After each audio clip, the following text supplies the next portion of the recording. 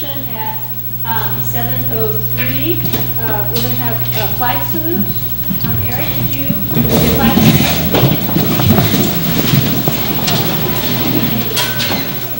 Pledge allegiance to the flag of the United States of America and to the republic for which it stands, one nation, under God, indivisible, with liberty and justice for all.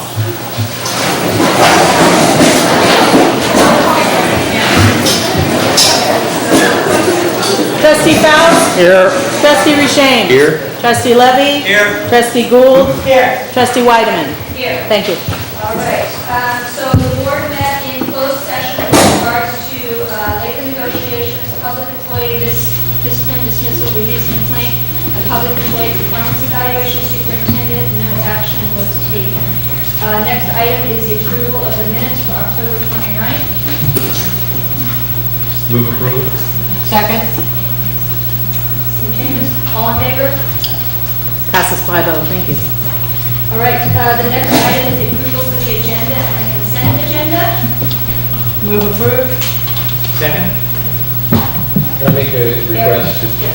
I'd like to suggest that we delay item 11, board bylaws and policy, for a future board meeting. Since this would be the first reading, and then the second reading for approval would come with a different board. And I think the new members have an opportunity to do both the first and second reading of the policy. I thought this was the second one. No, this is first reading for the item 11. Item 11, yeah. We're talking about. Not the one, not the, The ones on consent are right. But this is for the agenda. The first reading on, it's the second reading. Right, item 11. Is that fine with you? So we don't do a first reading tonight? Is that okay? All right. So, you're going to remove item 11 from the agenda tonight. Everything else will be as presented. All in favor? Passes 5-0. Thank you. All right. Let's see. All right, we are to communications. Right. Where's my little thing? Oh. This portion of the agenda is for items that are not on the agenda. Okay. So LSCA? Nothing right now. Okay. CSEA? Okay. People wishing to address the board. So there's on items that are not on the agenda, I have several yellow cards. If anybody else would like to speak during this time, they need to fill out a yellow card and pass it down here. We're going to start with Cole Westbrook, Claire Harris, and then Rachel Merlot.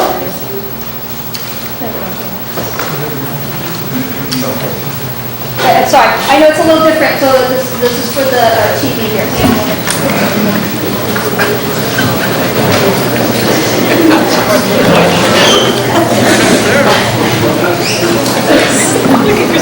All right, good evening, everybody. Cole Westbrook, teacher at IBL. I'm going to start with a story.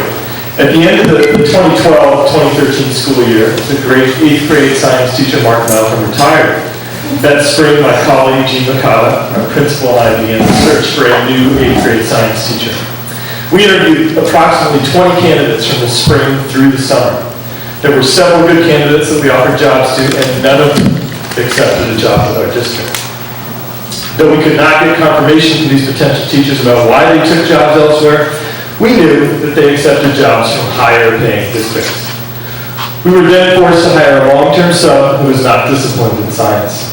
This is basic supply and demand. There's a very limited group of highly qualified science teachers, and they will take jobs with districts that offer them the best pay.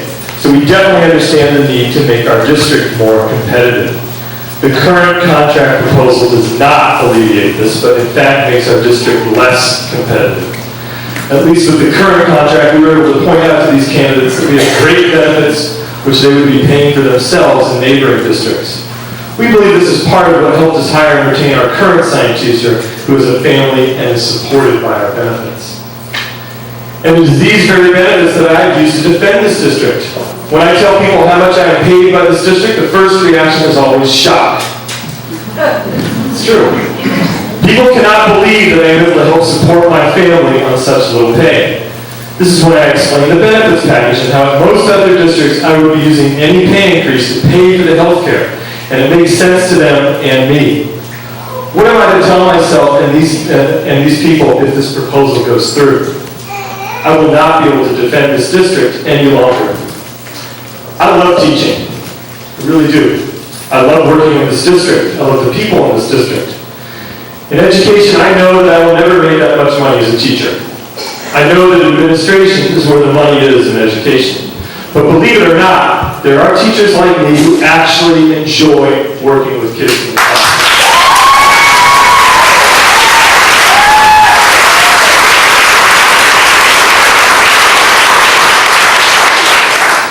As the school board, you are invested in maintaining and improving the quality of education in this district. As teachers who have direct contact with the students of this district, we have the most impact on the education of students. Why would you punish those who have this direct impact? We understand that healthcare costs are rising, and obviously the board does as well. And to cap benefits while giving us a 1.5% raise simply passes the burden on to us, as this raise will be consumed in the first year or two by healthcare costs. What will we do then?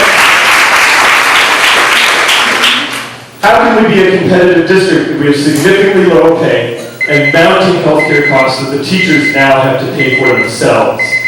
I don't want to leave this district, but I will leave if I must cover these costs myself. This is a disguised pay cut. And that is not going to make this district more competitive, and I predict that you will see many teachers not only turn down offers for employment in this district, but leave as well. I will. Is that supporting the students in the way that you want? I think not. I realize that the district is looking to save money, but as I tell my students, the easiest solution is seldom the best one. You need to work a little harder to find a solution that works for everyone, including the teachers. Thank you.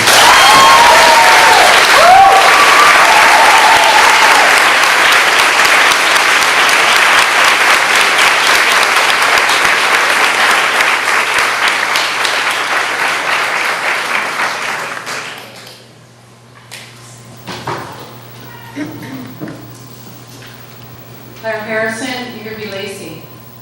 My oldest child started in this district, in this building, in 1992.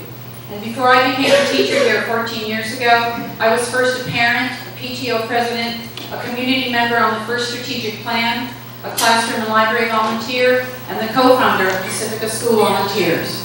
When a piece of the classroom roof fell down and landed next to my son, I found myself on the bond measure that rebuilt our schools. I had children in a K-8 and a middle school. I've experienced this district from many perspectives, and I have a real appreciation for its history, its challenges, its variety, and its strengths. As both a parent and a teacher, I've worked with many boards and many superintendents. I remember the bad old days of extreme austerity, where teachers and the administration were at odds, when teachers did not even attend back to school night in protest. Enrolling kids in this district then was a leap of faith. And that leap paid off because of the people that I still see here from those days. Since becoming a teacher, I've seen the evolution of a much more productive era of cooperation. So here's my question. What happened to that? What happened to that positivity? I would like to know who got into the collective ear of this group of smart, well-intentioned, community-minded board members who used to have our interests at heart. How did you become convinced that it was a better idea to listen to costly outside influences who have employed divisive tactics that have sabotaged our local culture than us? What happened to listening to the people who actually spend time day after day with the children of Pacifica?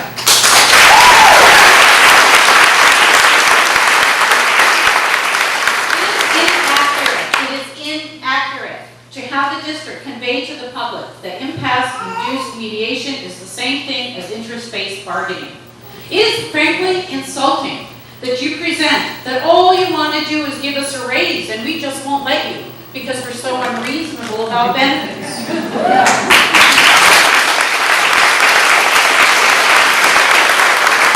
We gave up salary increases and accepted other sacrifices for years to maintain those benefits.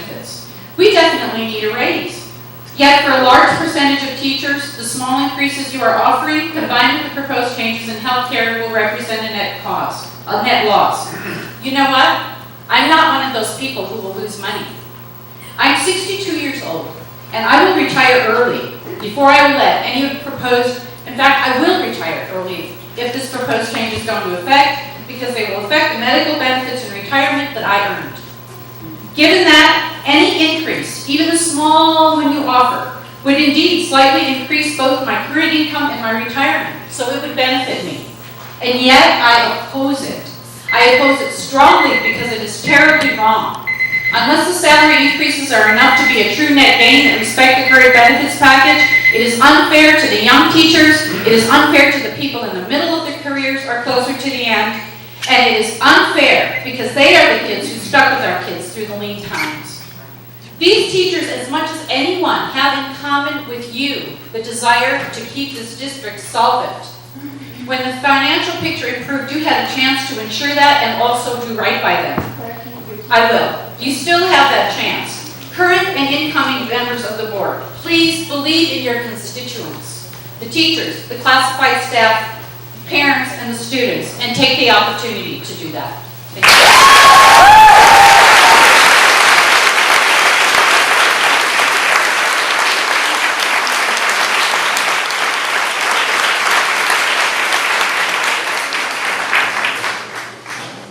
Just so people know who's coming next. Lexi Vasquez, Charlotte Allen, and then Maria Minardi. Sorry. Good evening, I'm Rachel Merlo, 1187 Escalero, Pacifica, teacher at IBL. I'm here to ask you all to reconsider your final deal and to end the impasse. This is my 6th year teaching in this district, and during this relatively short time, I've been pink slipped, taken furlough days, had larger class sizes, and watched as many other services have been cut from our district. I've also had the opportunity to work and learn from amazing teachers who have stuck it out because of their dedication to this community, to their students, and to their colleagues. The recent bargaining strategies of the district have put what makes this district so special at risk of falling apart. Many teachers are going to leave if this offer is put into place. You might say that you are trying to attract new teachers with your deal, but you are going to lose the teachers who have been trained in this district's curriculum and have been implementing this curriculum for years now and have tailored it to our students' needs. This will not happen with new teachers. You will begin to lose ground on what this district has spent so many years creating, excellent teachers and programs. Your offer does nothing to retain the wonderful teachers that are here and make this district what it is today. What are you going to do when many veteran teachers leave and the district does not have enough support for these new teachers? You will be violating the #1 goal of a school board, providing the best education possible for its students.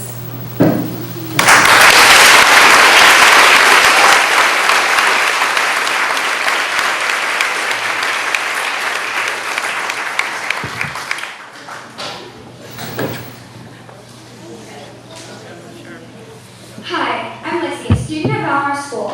I feel that when more you're capping the teachers' benefits, the less the teachers are going to want to stay. Some of the teachers can't afford to get sick or break their leg or see a doctor because it's way too expensive. When there was no money, they said, okay, we're going to take one for the team. When I was in kindergarten, there were only 20 kids per class.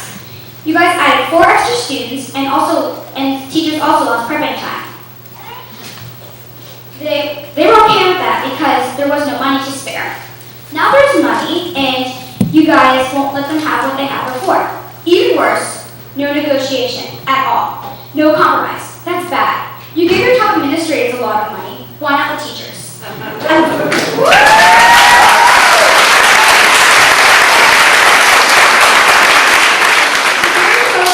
With a lot of the teachers at my school since I was born. If you keep giving them a low pay and capping their benefits, I may not see them anymore. I may be just a student, but I care for the teachers at my school and everyone else with that. Thank you.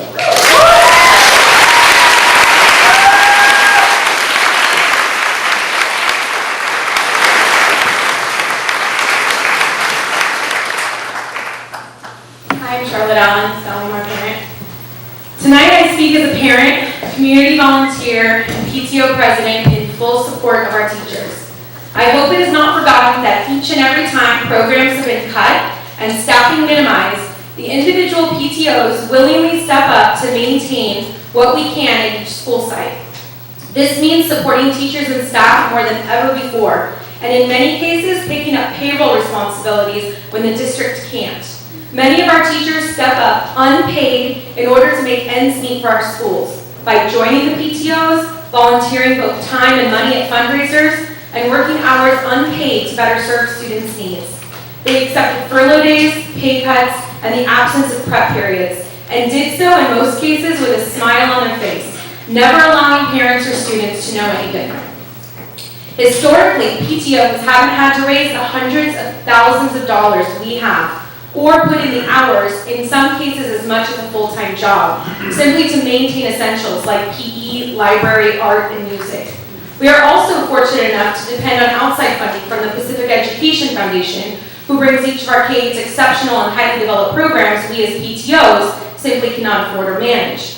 This relieves a great deal of financial pressure on a district residing on the outskirts of Silicon Valley, expected to devote 21st century curriculum and programs to our technology-savvy students. It is my belief that PTOs, PEP, the district's previous negotiating skills, and our uniquely tight-knit beach community has made Pacifica a desirable place to teach. I ask that the district choose to honor that desirability now and go back to the way negotiating has always been done in Pacifica, recognizing what teachers here want and more specifically need in order to live. I ask you now to back both parent and student desires to keep qualified and highly effective teachers in our Pacifica schools. I ask you this with a promise to you.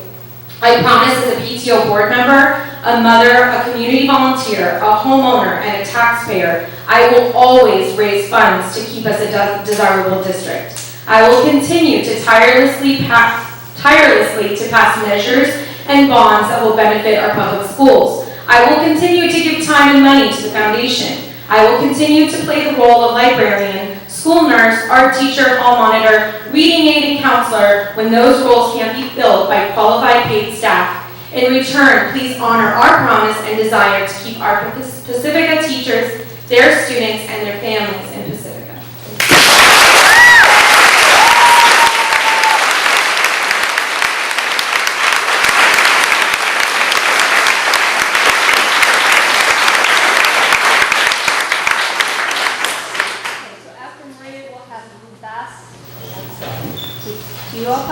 Did I say it correctly?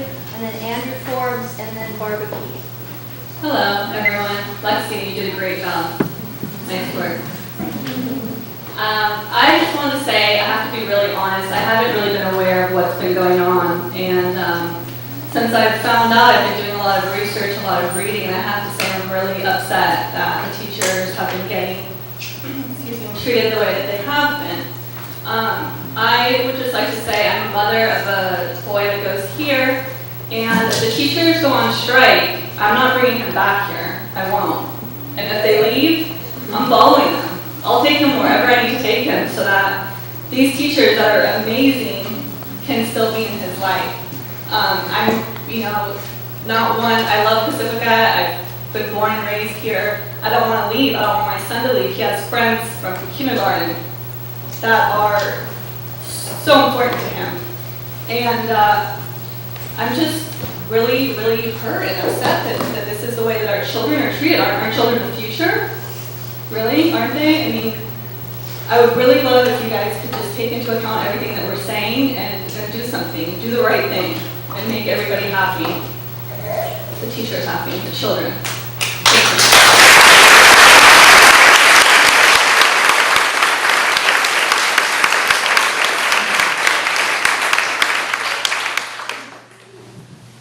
My name is Boston Yupa, parent of 3.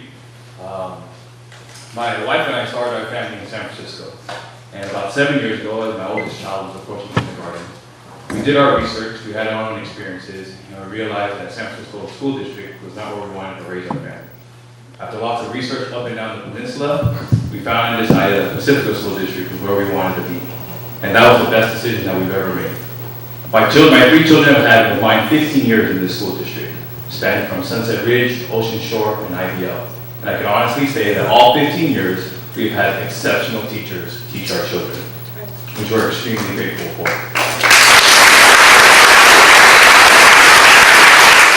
What I'm most afraid of is that is going to change. I remind you, we left San Francisco school politics, and now what I'm seeing is that it has followed us. The lawyers we're using and our superintendents came from San Francisco school politics. The manipulating of the media, the one-sided use of school district propaganda to show their half-truths, the suppressing of the teachers' ability to declare their own statements, and the strong-arm tactic of using the impasse to stop negotiations are all tactics that I expect in San Francisco, not in Pacifica.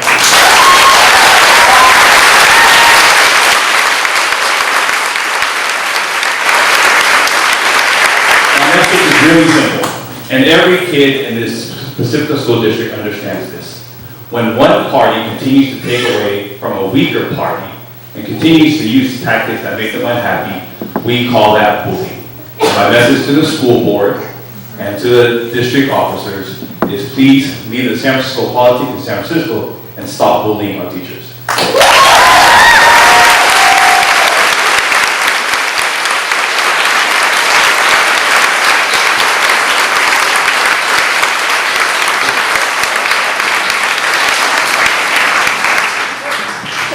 So Barbara, go ahead. Andrew Forbes, I think this is a student. Are you ready, sweetie?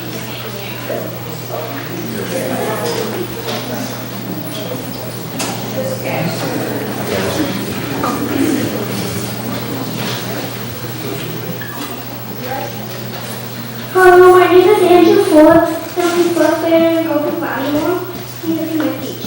I believe teachers work very hard. Pay them more, please.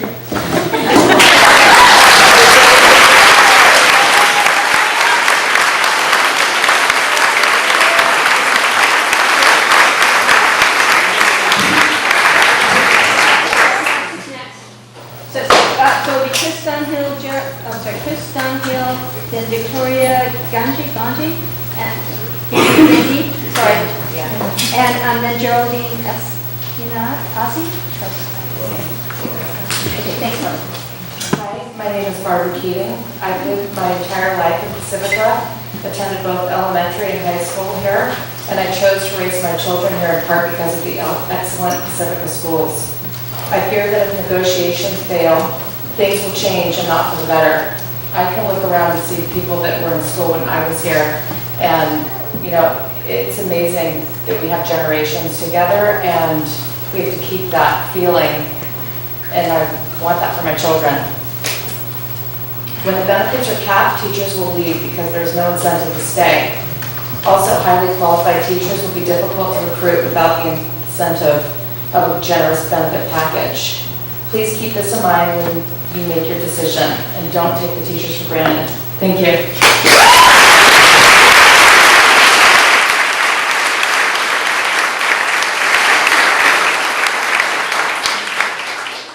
Chris Dunhill?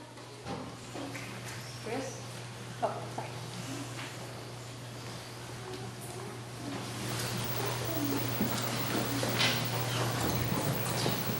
Good evening. My name is Chris Dunhill. I live here in Pacifica. When I came down here tonight, I prepared spreadsheets. I looked at numbers to decide, what direction this conversation should go. The notes are here. But as I stand here tonight, I hear community, and I hear education. The foundation of this education are the teachers here and the parents that support us. What I see sitting here, some fine gentlemen call them bullies. When you take an out-of-town attorney to decide a community issue because you can't speak or perhaps think for yourselves, that degrades me, it degrades our community, and you all should be ashamed of yourself. Ashamed.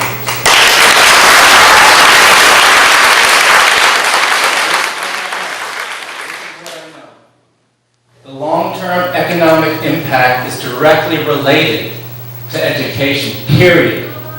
So you guys can nickel and dime over some percentage points, but when that adds up over time, the big impact will be astronomical. What I do know is your attorney is going to get paid. What I do know is education standards will go down. And what I absolutely know, you all will lose your jobs. No question. So,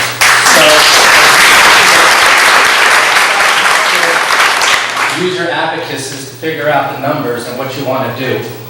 Realize this decision hangs on all of your heads. Decide what you want to do. Do you want to talk through your own thoughts, or do you want to use an out-of-town attorney? So what I'm saying is, I guess that's all I have. Push the spreadsheets aside, and I can bring those up at another time. Thank you for all your time.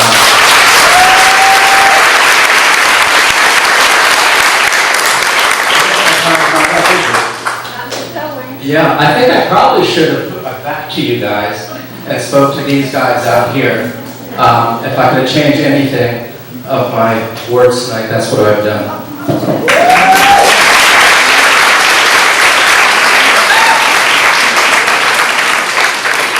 evening, everybody. I'm Victoria Ganchi. I'm a Carrillo parent. And my message is just simple tonight. I'm bowled over by the eloquence of everybody that has spoken tonight. I see these teachers in the audience, and I can't tell you what the difference that they've made in my children's life, and I can't imagine not coming up and supporting them and saying how wonderful I think you are. So everybody, please give them a big clap.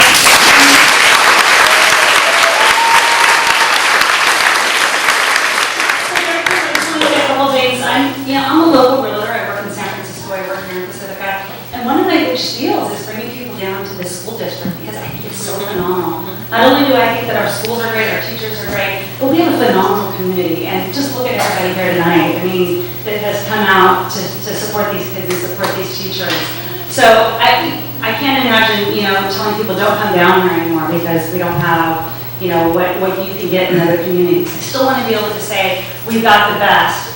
And the second point I'm going to say, my husband and I are both self-employed, and I can't tell you how much we have to pay in health insurance. I can't imagine these benefits are taken away from these teachers, what that's going to do to their quality of living. So, I scream every month when we have to pay that just out of pocket. We don't have a company that helps subsidize that for us. So I just want to say, I know so many of you on the board in the district, and I just have an impassioned plea to you to please reconsider. This is our community. These are our teachers. They're so phenomenal. Believe in them. Give them the pay that they're due. Thank you.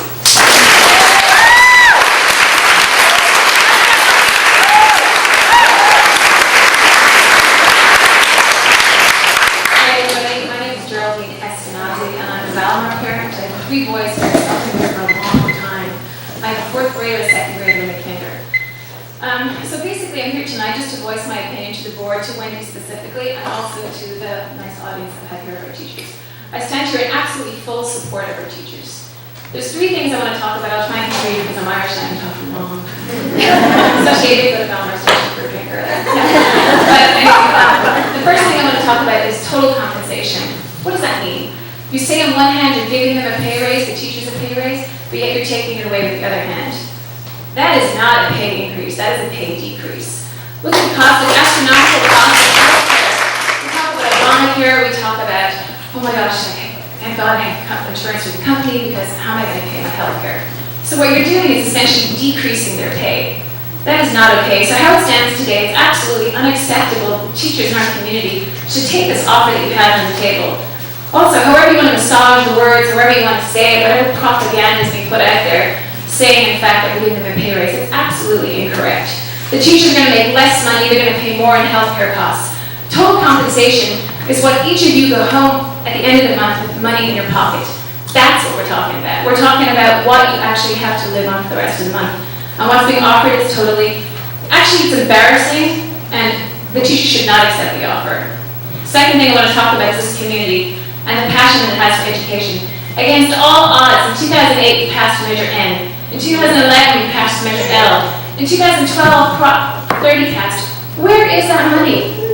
Where is it? Because the first house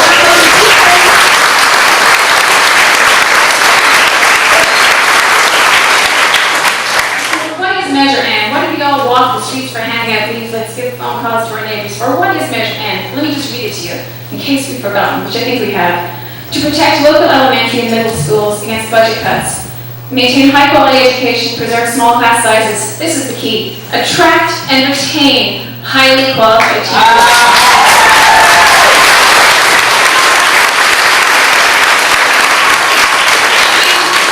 I'm a scientist, I'm not a rocket scientist, but that doesn't make sense to me.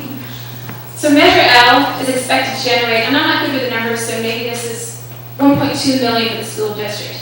Where is that? Is it going to administrators? Show your books, be transparent, show the people who worked hard to pay taxes in this room where the money is, because it's not going to the teachers, and that's what we want. Okay, my last point, I went last night to on the Pacifica School District website, which in all honesty I've never even looked at before.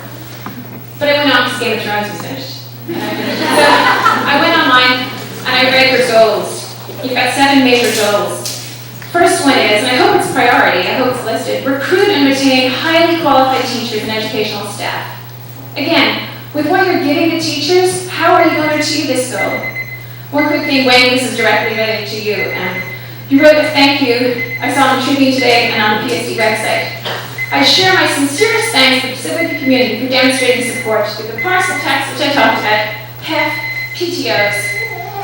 In the season of gratitude, Wendy, decreasing your teacher's salary is not how you show gratitude to the community and to the teachers. The last thing I'm going to say, I know I'm running over time, so I can talk a lot, is to each of you on the board, Richard, Eric, the new people, Adrian, Matt. Matt, I highly admire. Matt, you walk the streets from Measure N and Measure L, and I will always remember that. You were always out there. So I highly respect you, Matt. How does it affect your families on a monthly basis? Each and every one of you on this board were voted in by the people in this room. Listen to the people, what they have to say. Listen to your teachers who are voted in a democratic fashion.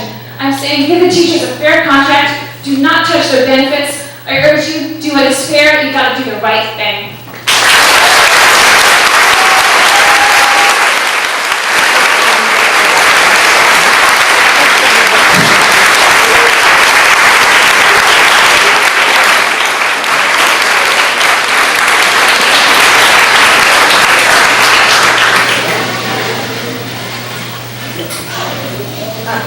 Nancy Rickson, Jean Bellinger, and then Janelle Chase. That's all right, I think it's supposed to be Jason. Oh. I must put Nancy's name down. That's okay.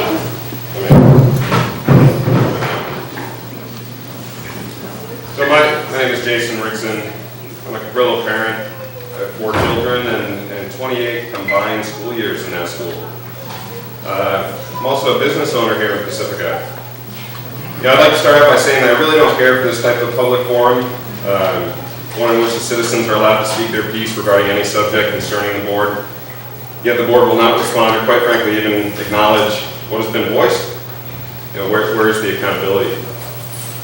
As a business person, I understand the importance of remaining financially stable. After all, if my doors do not remain open, how can I continue to pay my employees? At the same time, I have to ensure that my employees are happy by taking care of them the best I can during lean and fat times.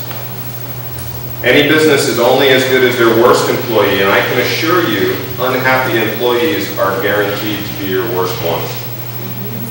My family's decision to work and live in Pacifica is in no small part because of its schools. I felt confident buying our home 7 years ago that my children's education would not be lacking, that the teachers, most of whom we call friends, would continue to be here providing knowledge, wisdom, community spirit, and the occasional hug to see my generation through. Now I can honestly tell you that I am concerned for my hometown. Caltrans likes to say that the schools have nothing to do with the traffic on Highway 1. I have some insight for you. If we lose our teachers, there will be summer-like traffic all year long. That'll be great. I know a lot of this issue is driven by healthcare costs and overall salary benefit packages, and I'd like to close with some perspective. The The yearly cost of my bare bones insurance plan is $15,000. It's 13% more this year than last year. Now, thanks to public records, I know our superintendent's salary package last year, including benefits, was over $211,000. That means the same policy would be only 7% of your salary. Let's compare that to one of my child's teachers, my actual child's teacher, whose salary package is $47,000, including benefits. That same healthcare burden is 30% of their salary. 30%. You know, I didn't go to Cabrillo Elementary, so my math may be off a little bit here. but something kind of stinks. You know, I guess if I were the superintendent, I wouldn't worry about negotiating either.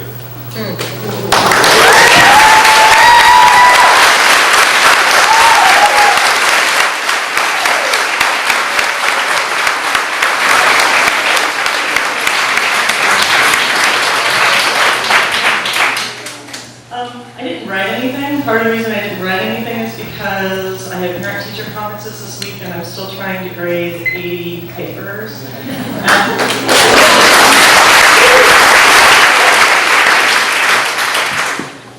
I love my 7th grade class, but they like to write. So their short stories, which are usually like 3 or 4 pages, are 8, 9, 10, 11 pages long, which is wonderful. And I'm happy for their enthusiasm, but I'm not happy for me having to sit through the papers.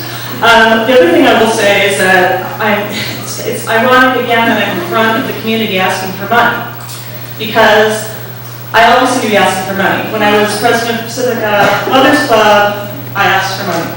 When I became founding board member and the first president of the Pacifica Education Foundation, I asked for money.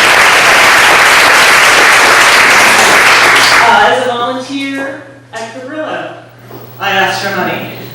I asked for money, asked for money, asked for money, and now here as a teacher, working in the school district, I'm asking, even not for more money, I'm asking to get back the money that the teachers gave up during the recession. And as I look at people that I've worked on, parcel tax, that's right, it was fundraising chair for the parcel, one of the parcel taxes. I forgot about that. Okay, so I have some money for that too. And I don't have any animosity. I mean, Wendy deserves to make a lot of money. Superintendents in most districts don't make even more than that. But in a time when we do have the money in the district, it's time to pay the teachers what they deserve. One of the reasons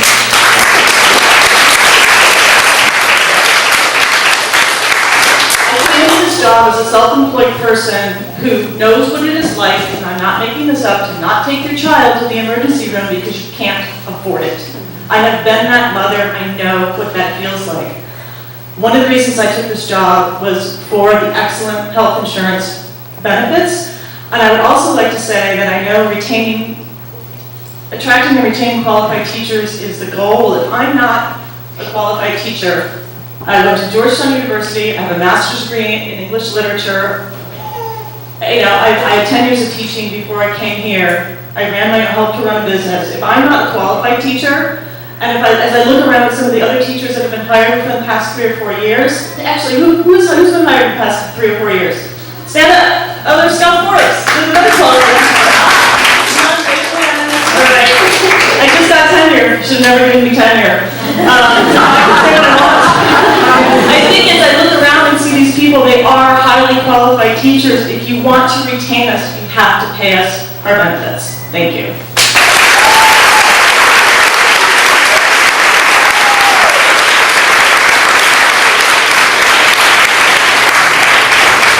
So after that would be Fiomi, Paige Miller, and then Nicole Manis.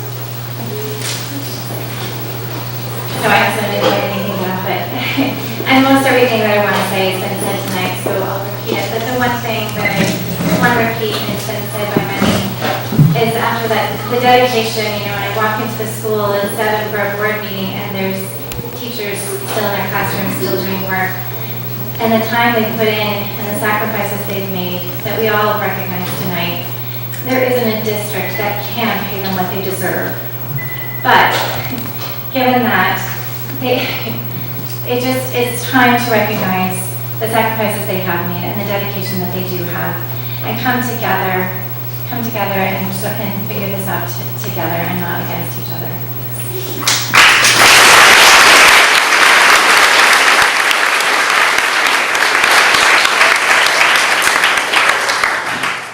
Hello, my name is Kiyomi Arai. I am a parent and I am a teacher, and I really want to start off by saying how great we are as teachers and how great we are as parents, but we've done this after, how many, 3 board meetings, so I'm going to spare that. I am here to express my sadness and confusion of the unity and the division from members of the school district, and the silence from the board. In class, I teach my students to participate in discussions and talk it out when conflicts arise. Board members, we, many of the teachers and parents here in this community, elected you to support us and lead this district. You've heard from the public about lice issues, nutrition. We've reported our curriculum that we've created, and through it all, you've asked us questions, given us feedback, and verbally addressed these issues in a public forum. When we started attending these board meetings regarding our negotiations issues, we received nothing but silence to our questions and concerns, and instead we received pre-written statements that leave us to feel like you really don't care about our heartfelt stories and our personal speeches.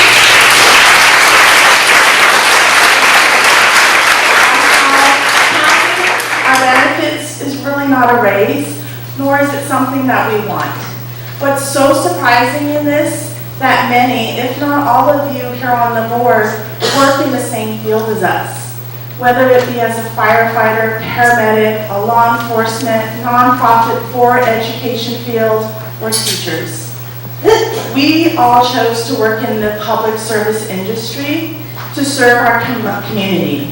And mind you, if we, I believe someone else mentioned, were to look up your annual salaries or your pensions that you receive right now, most of you are receiving almost 6 figures, if not way over 6 figures, on top of receiving a very generous benefit package from public service industry or your school district. And that makes me want to ask, I feel like, are you that much better than us? And remember that we are in the field to service our community. I'm not here to be rude or to be mean. I'm just so confused during this process. And why is it that you don't vocalize your support in maintaining our benefits? Or do you support us? I don't know. Why is it you stand together to be silent? It makes us feel ignored, invisible, and unimportant. Negotiation teams can disagree, but the level of disrespect of silence during this process is shocking and sad. You see here our unity of teachers, NCSCA members, and our parents. Sure, we have a Facebook page and we give out flyers, but I would like to say that these are choices that parents can receive. Parents, yes, I will right now. I will jump over to, at least we give the parents a choice. You have been giving these Friday emails about our stuff, about the negotiations, and nothing is about academics. We haven't received those as a parent, and it's all been about academics. So, Inappropriate. Oh, yes, it is inappropriate. So, however, I'm here once again, but I ask these questions because I would really love to hear your opinions and thoughts. However, I do fear once again that I'll feel ignored and invisible. Thank you very much.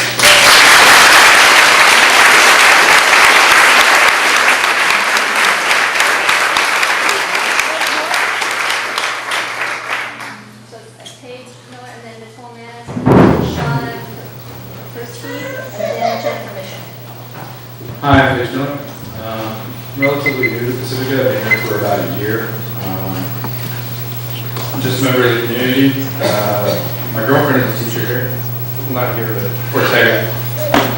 And been paying attention to what's going on, and you know, I read that letter the board put out last week, and I have to say my first impression, my first thought was, wow, they need the teachers a lot more than we thought, because they need to learn some math.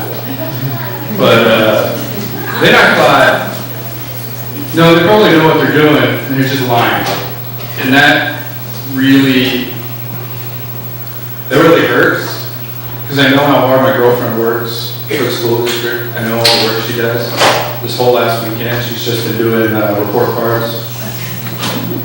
Before she came out here today, she was doing teacher conferences, parents.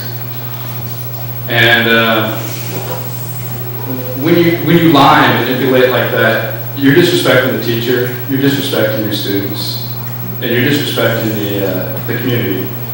That's the one thing I really enjoy about living here in Pacifica is the sense of community. When I go out, my girlfriend points out people who she's known for years. We had a garage sale a couple weeks ago, and a woman comes up who knows her grandfather, and they start chatting for like 15, 20 minutes.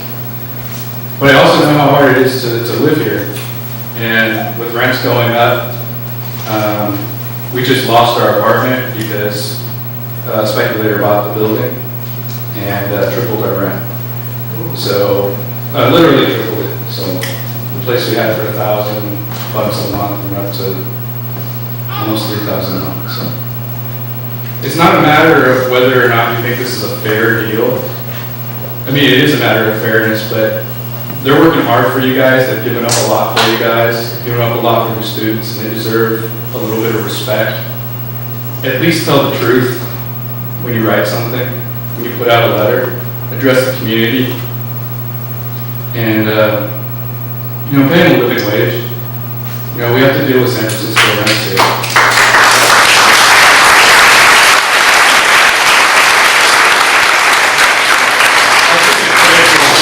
I was looking at Craigslist before, just a few minutes ago on my phone. You know, the going rent for a one-bedroom apartment, 700 square feet here in Pacifica is $2,000 to $2,500 a month. Your starting salary for a teacher here is $3,500 a month.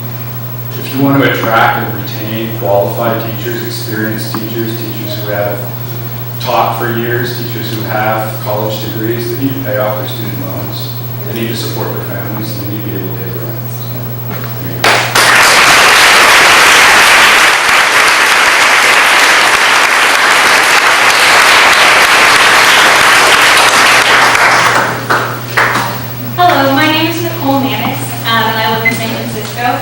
I'm one of the many alumni of the Pacifica School District, as well as the daughter of one of your teachers. I'm also a recent graduate of UC Davis, and I'm now working towards my master's at SM State. I wanted to come here today and speak in support of the teachers who have greatly impacted my life, many of whom are still working in this district. The teachers I encountered during my time at Valmar were some of the best.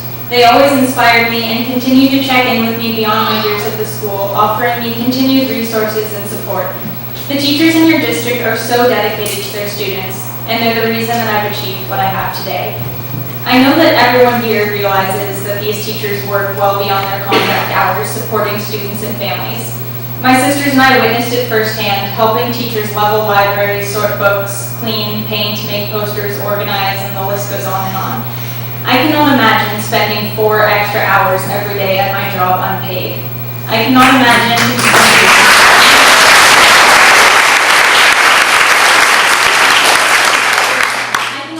spending breaks, holidays, and summers at my job without pay. It's truly incredible that you have a group of individuals who are willing to donate that time to your district and students. These teachers deserve every ounce of gratitude and support possible from this district and the board. It saddens me that some of these wonderful, inspirational, dedicated teachers will be forced into retirement or to move districts by the proposed changes in compensation. Many of my peers who are working towards their teaching credentials, people who are excited about teaching and filled with new insights and inspiration, will shy away from a district with this kind of compensation. They will choose a district where they can receive the whole package, a salary and medical plan that will allow them and their families to live in the expensive Bay Area. Your medical coverage makes all the difference in the world to the lives of the teachers and prospective teachers in your district. In the last couple of years, I have had to face a diagnosis of a chronic medical condition, and I would like to thank the Pacifica School District for the the medical coverage they have provided. Without it, I would likely not be in graduate school today. The employees of this district are truly amazing at their job. They did not go into the teaching profession for the money, but like every other person in this room, they deserve security in their job and in the health of their families.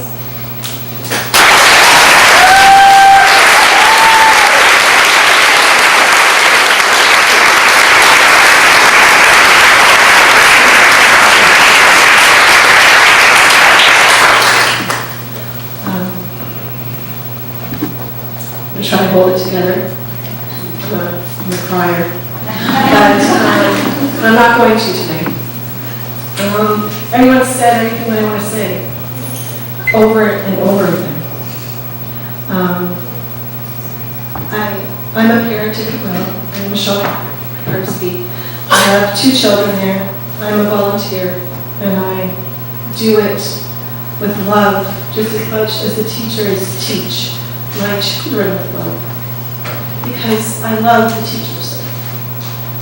And I am a teacher. I am a teacher. My husband says we need to go back to work.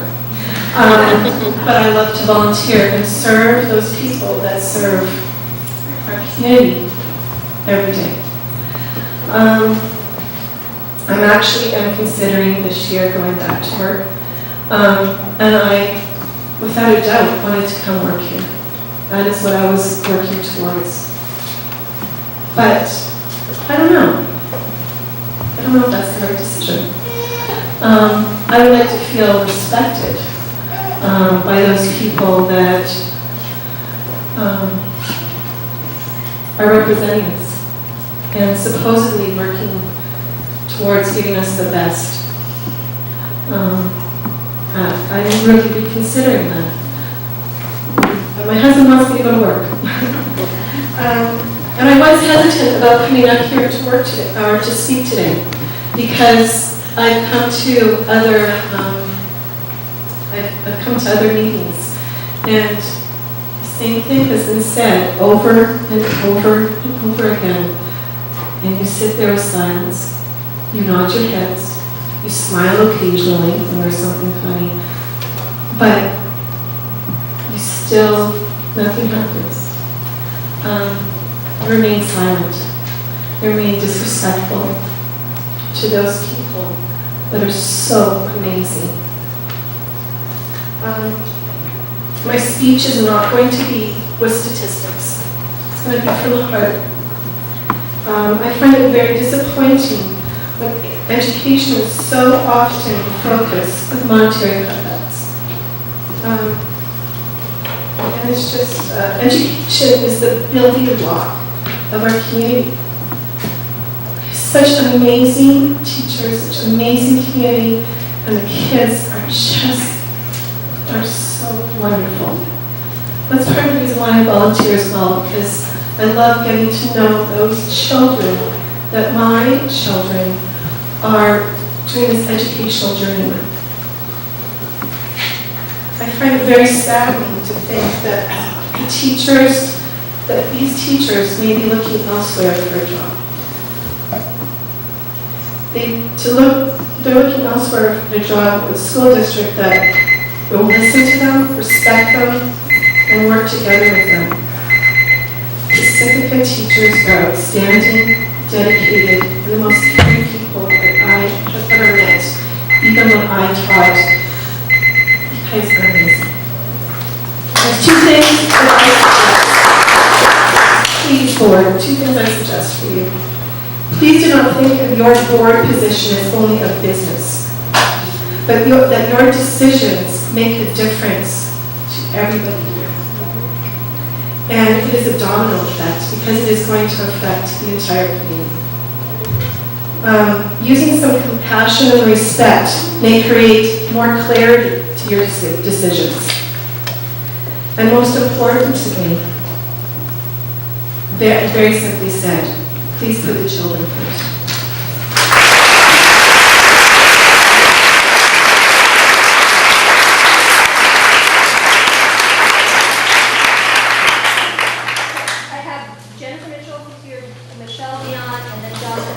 That is my last card. If anybody still wishes to speak, if they need to get a card and bring that up. I'm like a bad rash. I'm like a bad guy in a horror movie. I'm like a bad case of lice. You cannot get rid of it. I'm here before you to plead the case of the hardworking teachers in this district. I have had many people asking me about how to distill down what is happening between the teachers and the district. It's complicated because it involves both benefits and salary. We're being offered a raise, but our benefits would be capped. So how does it work? How does it all fit together? The best and most concise explanation I've heard comes from my colleague Jonathan Harris. So I stole your idea like all good teachers do. I'm an assistant. I'm a highly qualified kindergarten teacher, so I brought along visuals to help support my explanation. Assistant, up high. Assume this circle represents the total compensation for all the teachers in the district. Let's call it a pie, because pie is a lot more fun than a circle. This is what the pie looks like the first year of the district's proposal. But, notice how we flail with our props. Notice what happens. Whoops, you got to notice this. Good thing I got 3 minutes. Look what happens the second year. It's getting smaller.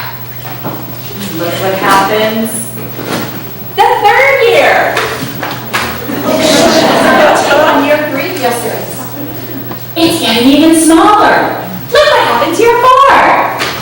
It's getting even smaller. This represents the total compensation package, healthcare, salary, all of it for all of us. It's getting smaller, and it will continue to get smaller. Even with the raises the district is proposing, it will get smaller by 1.5% every year. Your raises don't seem too generous now. I've said it before and I'll repeat it again, this conflict with the district is bad for morale. Personally, I want to spend my energy in my classroom, not worrying about how this financial hit will, long day of parent-teacher conferences. Worrying about the financial hit this proposal will mean for my family, and I know I'm not alone in this desire. Another thing that bears repeating is that money is being spent on many other things within this district. However, the details are hazy, if they exist at all for these line items.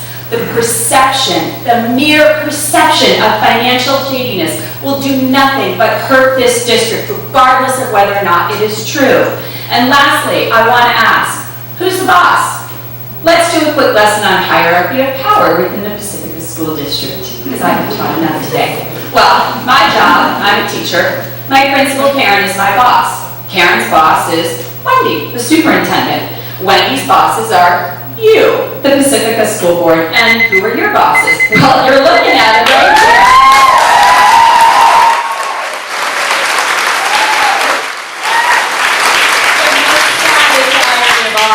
I am one of your bosses.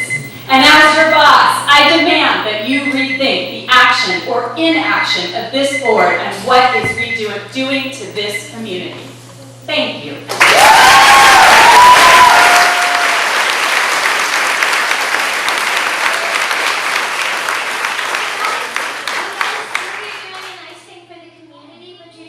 Away their money.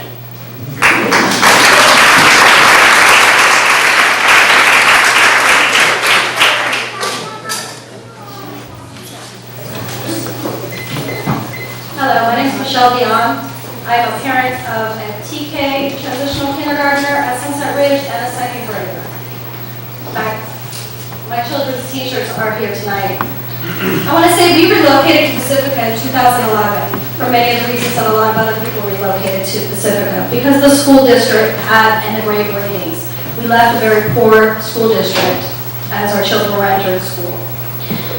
As a parent, I'm very concerned with anything that could occur that could potentially lower the quality of my children's education.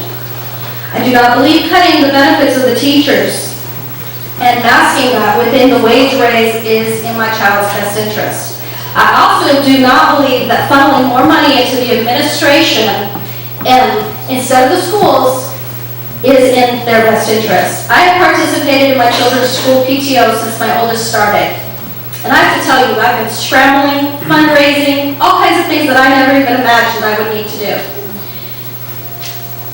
And all of this so that my children could go on field trips, so their teachers could have supplies in their classroom.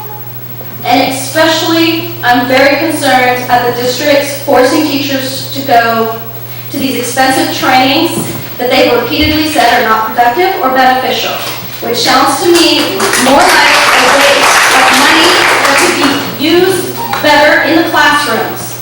Another point I want to make is that I do not believe that the contract being offered will really bring in any new teachers.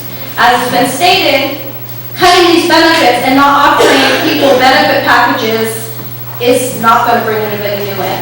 I also think that the outcome is going to be that we have experienced teachers leave. And what you'll get are teachers fresh out of school. Now, I'm not saying fresh out of school isn't good, but I'm saying if you lose the experienced teachers and they can no longer learn from the experienced teachers, what you're going to end up with is a few teachers doing some years here and going to other school districts where they can get better packages. That's unacceptable.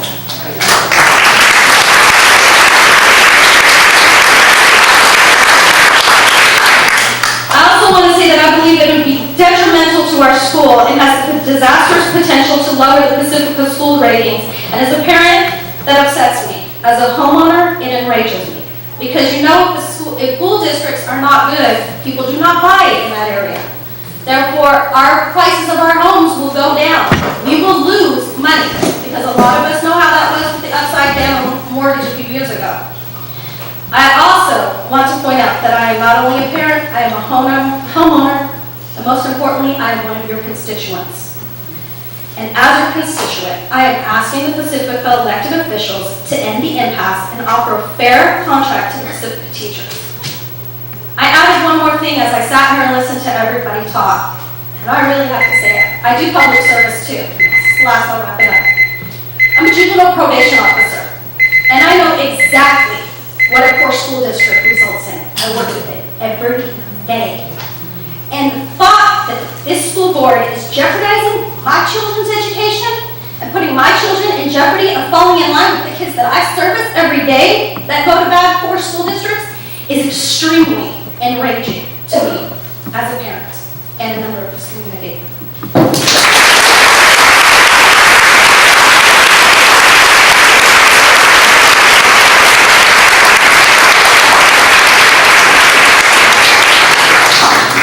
Hello, my name is Jonathan Harris. I'm a parent and a 4th and 5th grade teacher at Ocean Shore, as well as co-chair of the LSEA bargaining team. The district sure is trying to sell their last and final offer to teachers in the community, as you might have seen in the paper this morning. They say it's a 10% raise over 3 years, and they're right. A 2% raise each year for this year and the next 2 years, and a 4% raise in benefits coverage for over 3 years. The way the district spends it, who wouldn't want a deal like that? Well, why wouldn't the teachers union just jump up and take their offer? Why would the district go so far as to declare impasse, thus making themselves able to impose their deal without fairly negotiating with its teachers? If it were such a great offer, why would they need to bully teachers into accepting it? I'll tell you why. There's a lot more to the district's offer than they're telling the public or even to teachers.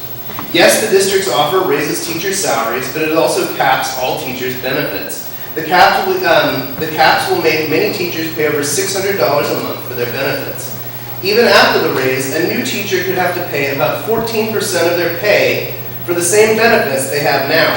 And a teacher at the top of the salary scale could have to pay up to 8% of their salary for their benefits.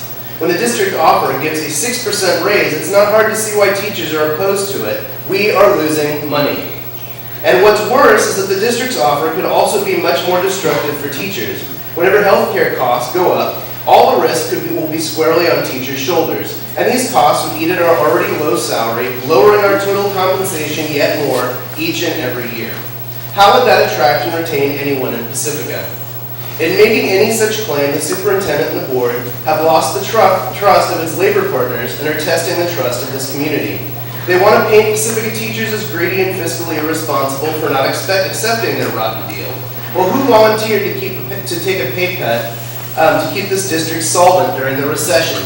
Who took less than their daily rate of pay to go to teacher training? Who works hours and hours after school voluntarily in order to keep this district running? Pacifica teachers can always be counted on to keep the district in good financial shape because this is our bread and butter. While fiscal security may be important to the superintendent and the board as a matter of pride or political currency, Pacifica teachers and their families count on this district's stability. The superintendent and board are spending wildly. They've already given administrators a raise this year and have a plan to hire more administrators, even though they haven't put programs for students and teachers back in place since cutting them during the recession.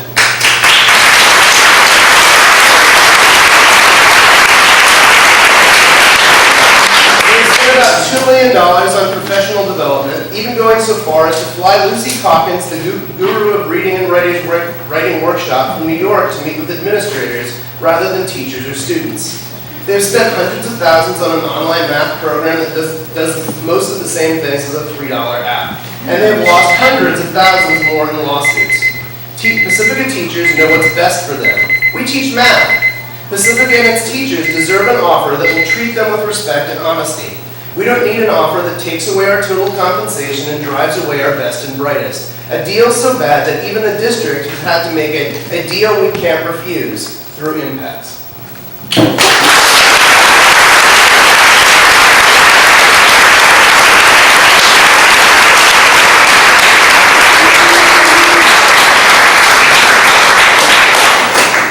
Card, Briar. And this is my last card. I addressed this board at a previous meeting, and since then this process has felt demoralizing, disheartening, frustrating, confusing. I've left feeling unappreciated. I've gone home and thought, why do I spend so many hours? Why did I spend the entire weekend grading and commenting on student papers? Why did I stay after school and spend my lunchtime helping them? This process has cast a shadow on what I normally do quite joyfully. But as I sat there tonight, and as I heard all of the parents and the students and the alums come up here and speak, I just wanted to let you know it's very encouraging.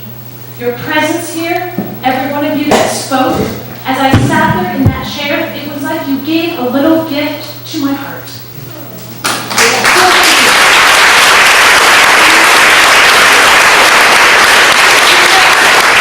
Because of you, I leave here tonight encouraged, excited about what's to come tomorrow, and already thinking about how much I'll miss my students over the break. So thank you for your sacrifice, for being here, and for supporting us.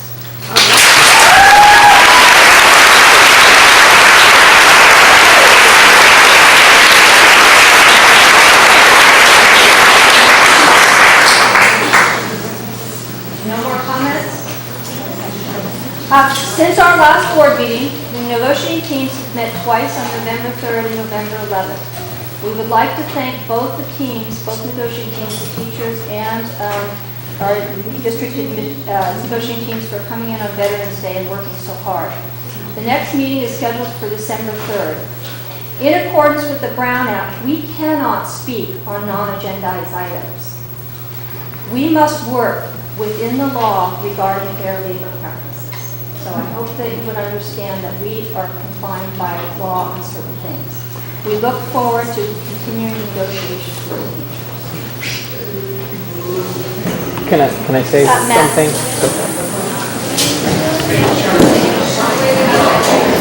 Hi there. As Joan says, we can't talk about negotiations in the board meeting. But I did want to say, I have heard a lot of people say that, and I've seen it written, that the board does not respect teachers, that the board does not value teachers, that the board does not love teachers, even that the board hates teachers. I don't feel comfortable saying this about myself, but I think that there are people in this room who know what I have done for teachers. But I would like to talk about the 3 board members who will be stepping down before our next meeting, because I would like you to know how much they love teachers. Our board president, Jim Weideman, was a parent at Ocean Shore School. You taught her kids. She ran the 2008, she co-chaired the 2008 parcel tax campaign, the one that won by one vote, and she was tireless in knocking on pretty much every door in Pacifica after the failed parcel tax and begging people to support us. That money supports 13 to 14 teachers. She was so inspired by you that she became a teacher. She is a middle school math teacher and a union member. Now I'd like to tell you about Eric Rashames to my right. Eric is, on the one hand, relatively new to the board, but on the other hand, he was on the board for 8 years back in the 90s. It was his work to pass the 1997 bond measure that rebuilt the schools. Obviously, something like that is the work of a lot of people, but when you look around yourselves at the clean spaces, the earthquake-safe spaces, some of that is Eric's work. Eric is a retired policeman and therefore also a union member. And Richard Faust, Richard is a firefighter and therefore also a union member. In fact, all 5 members of your board are union members, and 3 of them are teachers. Richard, I'm sorry, may I talk now, please? It's a public comment. Where's the timer? Shall I stop? Okay, thank you very much. That's all I have, Joan.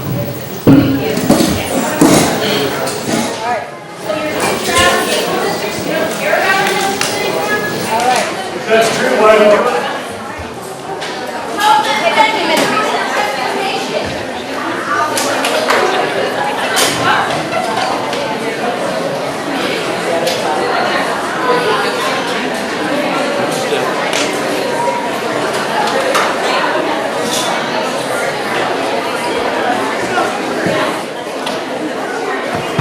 Thank you. How about you said 2? 2. Well, he's It'll take 5. It'll take 5 to play over.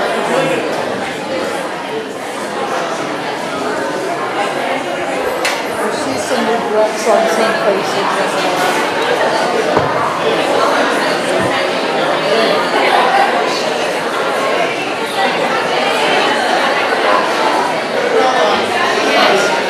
Actually, let you speak. You shake my hand.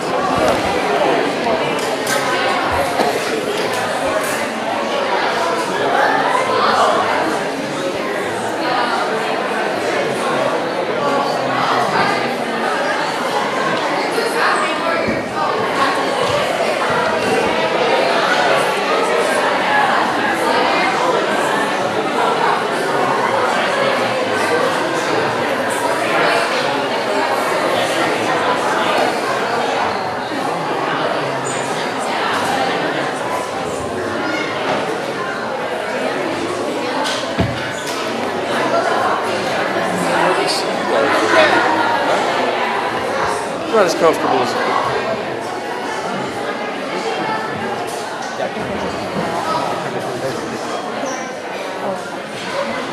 But there's also.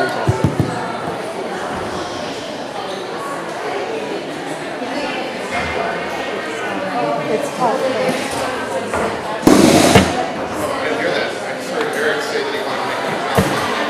Oh, no, sorry, that was for the board stuff. Item is done.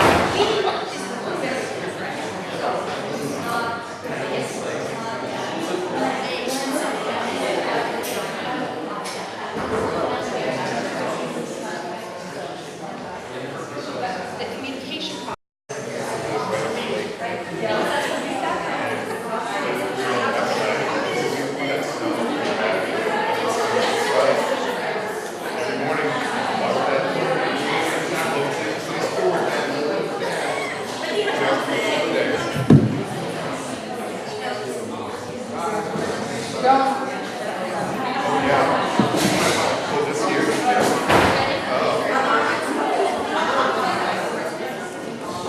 ready?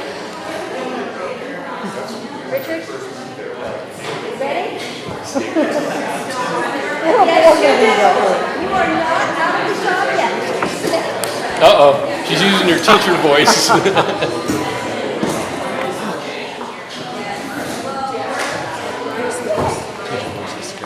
Yeah.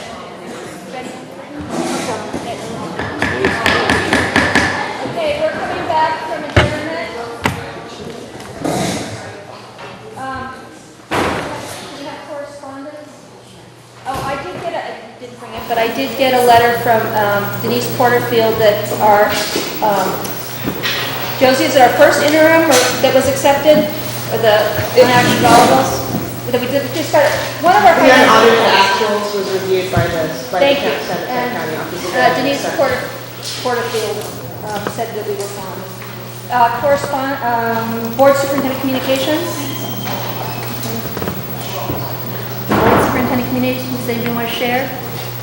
No. Okay. Oh, go ahead, Andrea. I just want to say that Kalima sponsored a San Mateo County CSBA or SBA meeting on Monday that Wendy and I attended, and talking with the community colleges, and it's really exciting to see what our local community colleges are doing for our kids, and that we need to keep a strong relationship going with them because there are many things that we can work on together. So I appreciated going to that meeting and hearing what they had to offer. I was at the Parcel Tax Committee meeting, and we'll be getting a report from that committee in January. We'll be getting a report.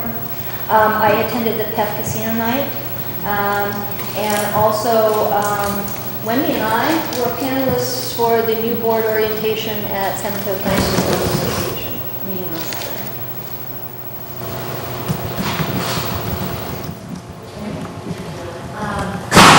Along with those things, it's been a great session since the last board meeting. The foundation was able to reach a decision in relationship to their area of emphasis for next year. It will be in after survey with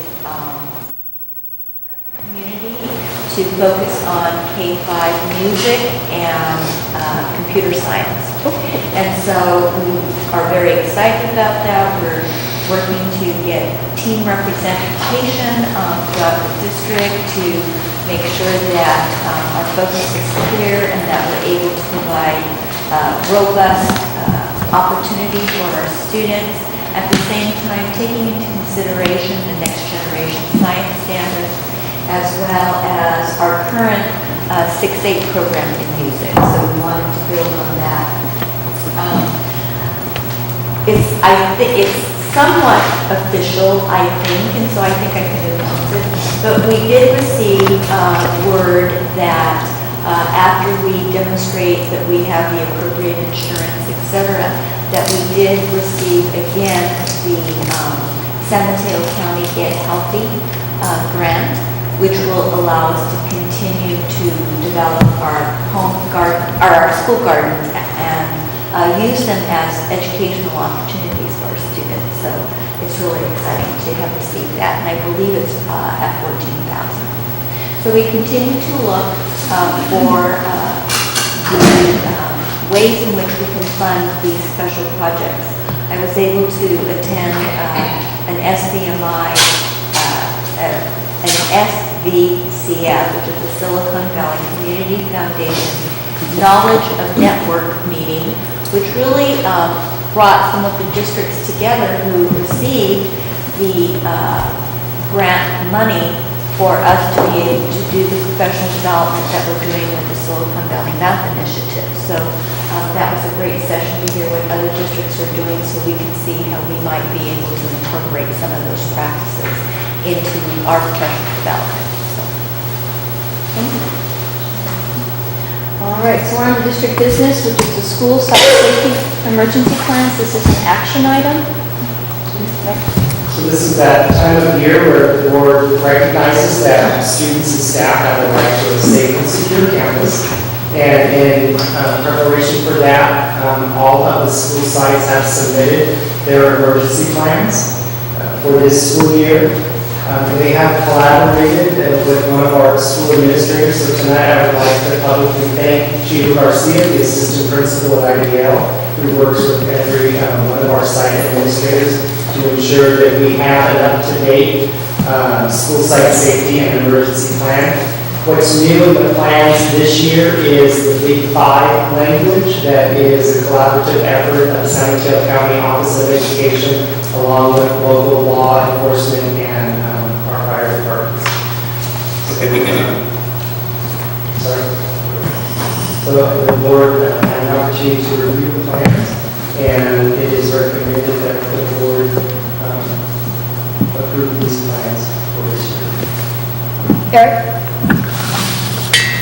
I just wanted to comment. I was on the committee that worked for the law enforcement component, and just to remind everyone that the countywide initiative was an outgrowth from our Congresswoman Jackie Spear after the Newtown incident in Connecticut 2 years ago, and she called together a summit of education and law enforcement officials through San Mateo County to work together, and there were 3 pieces to the plan. One was a unified law enforcement response, one was a mental health response, and the third was a legal response to try and understand the barriers that sometimes different agencies have information about at-risk children but aren't able to share it because there's legal barriers that prevent it from being shared. And I went to countless meetings with law enforcement and education in the county on the subcommittee to create the plan, and the important part is that it's now uniform throughout San Mateo County. Every single school district, every single police department, sheriff department, the fire department, all using a common language to respond in emergencies, all using the same plan, all using the same priorities, because we all recognize that should a tragic incident happen at any school in the county, it's going to require help from every agency in the county, that it's not going to be a situation where a local police department, be it Pacifica or San Mateo or anywhere else, is going to be able to handle by themselves.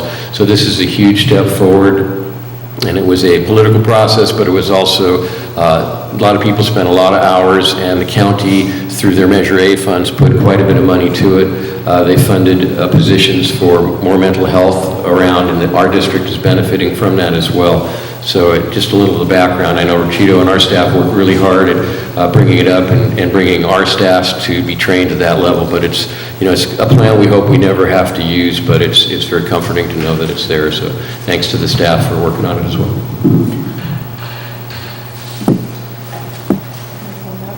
I would also like to recognize that we've come a long way, and thank you, Cheeto. I mean, you've worked hard on this for years and years.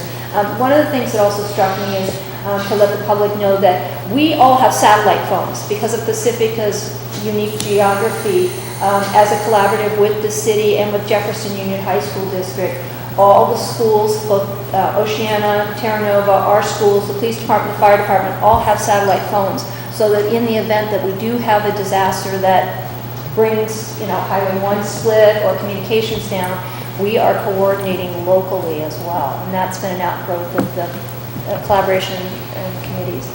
I have one little request, is that we have who the individuals are that do the various jobs, but I didn't notice who was in charge when the principal was off site. We may want to delegate that in the little individual ones, so that in the event the principal is not on site, that everybody knows who's in charge. Even if it's just as simple as teacher in charge or a name, but to know, because the last disaster we had, they were all at training. That was a little bit of an issue. Thank you, Joanne. Anything else? Okay, can I have a motion to approve the emergency site plans for all of our sites? Move approval. Second. All in favor? As a final, thank you. Thank you very much. All right, so next item of business is a report on facilities and rentals. Rental places. Okay, we do have a PowerPoint presentation for this. Wait a second till we do that.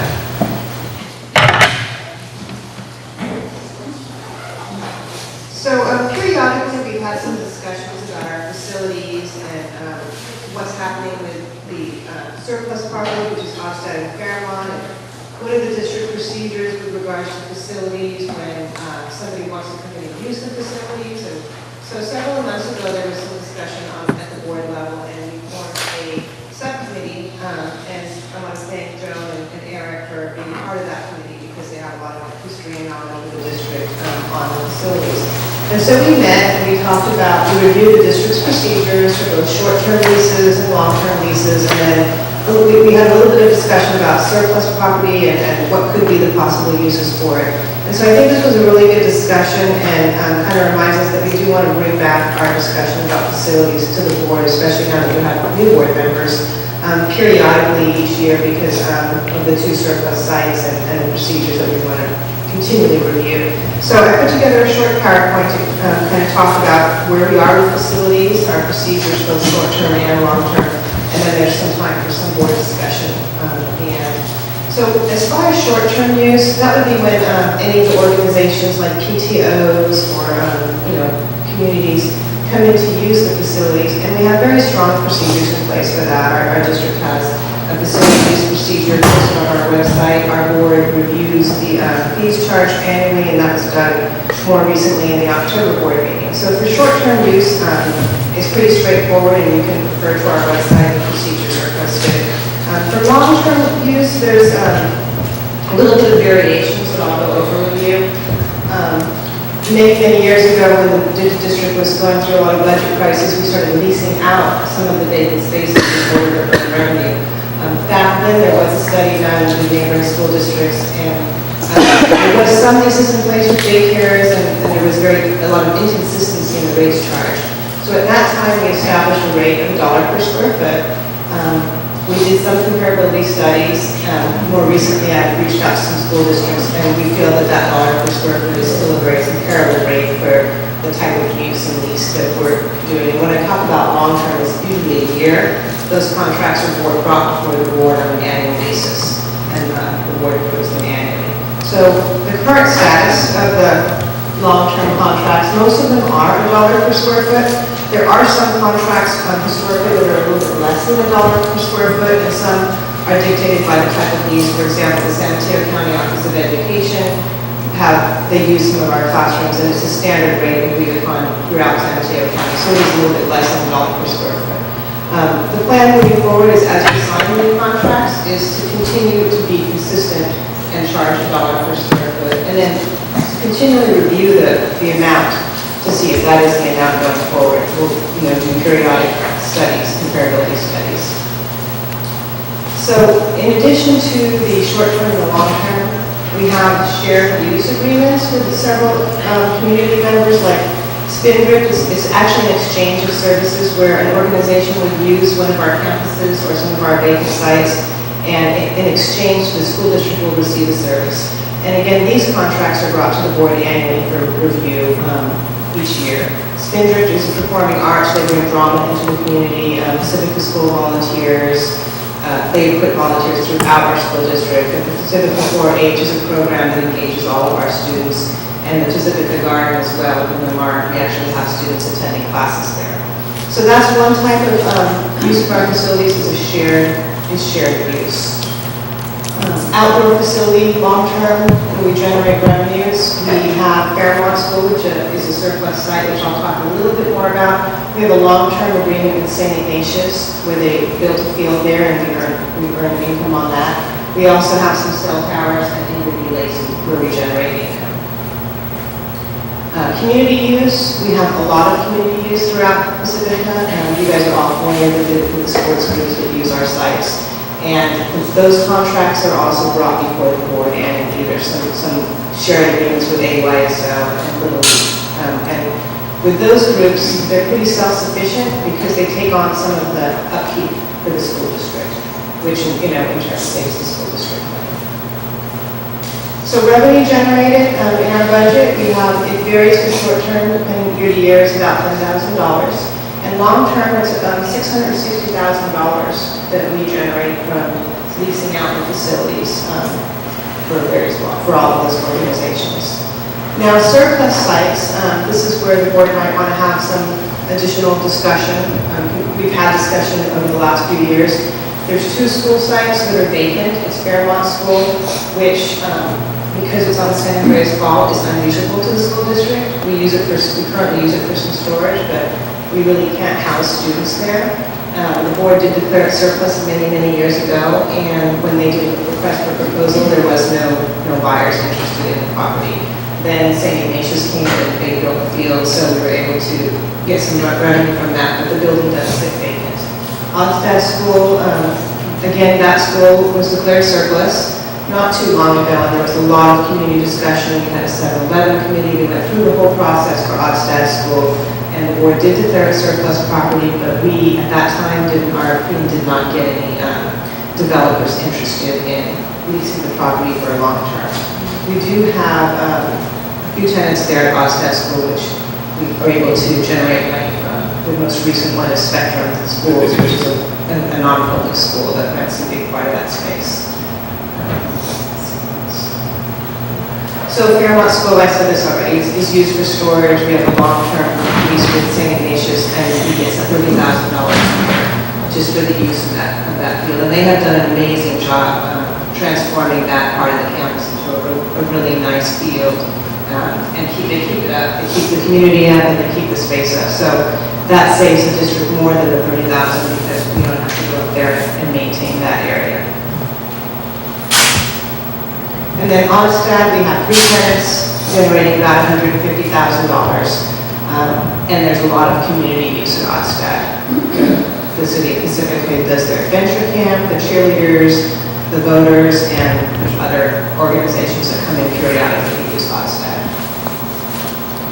So looking at the options, this is where we can continue to have board discussion ongoing about these 2 sites. What are the options for Onstad? We could keep Onstad and expand it for community use, continue to lease it out. We could develop it ourselves. We could sell it. Fairmont, we could sell the property, continue to use it as storage. So, I've talked a lot with the facilities department and just kind of looking at those 2 sites, and to give the board some staff perspective before discussion. If you start to consider selling, Onstad, we would want to look at future enrollment capacity, and that's where we would recommend hiring a demographer. That was the direction that the board chose to go in, because we do want to make sure that we always have enough capacity for our students in case there is growth. So that would be something to consider if the board is thinking about selling. The other thing to think about if we decide, for example, for Onstad to expand community use is to look at the management side of it, the contracts, the staff time, and in managing the contract and being able to manage the property.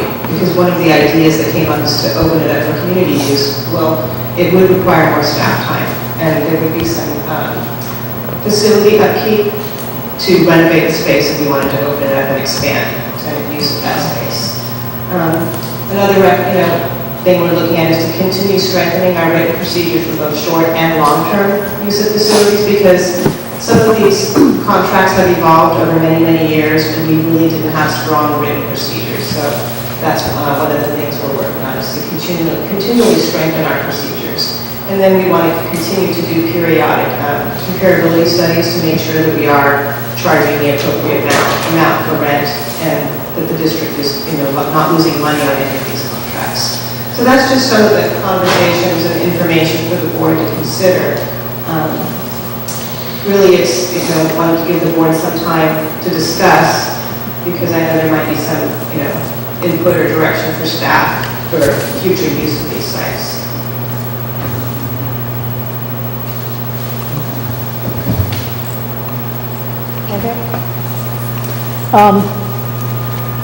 Fairmont site generates $30,000 annually plus CPI increases.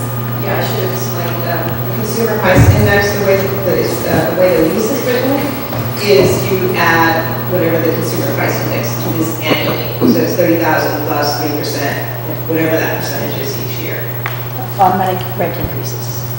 Okay, and then when you said options for surplus sites, Fairmont, sale, continue storage use, and, but if we were to sell, then, but we would keep the fields rented to SI?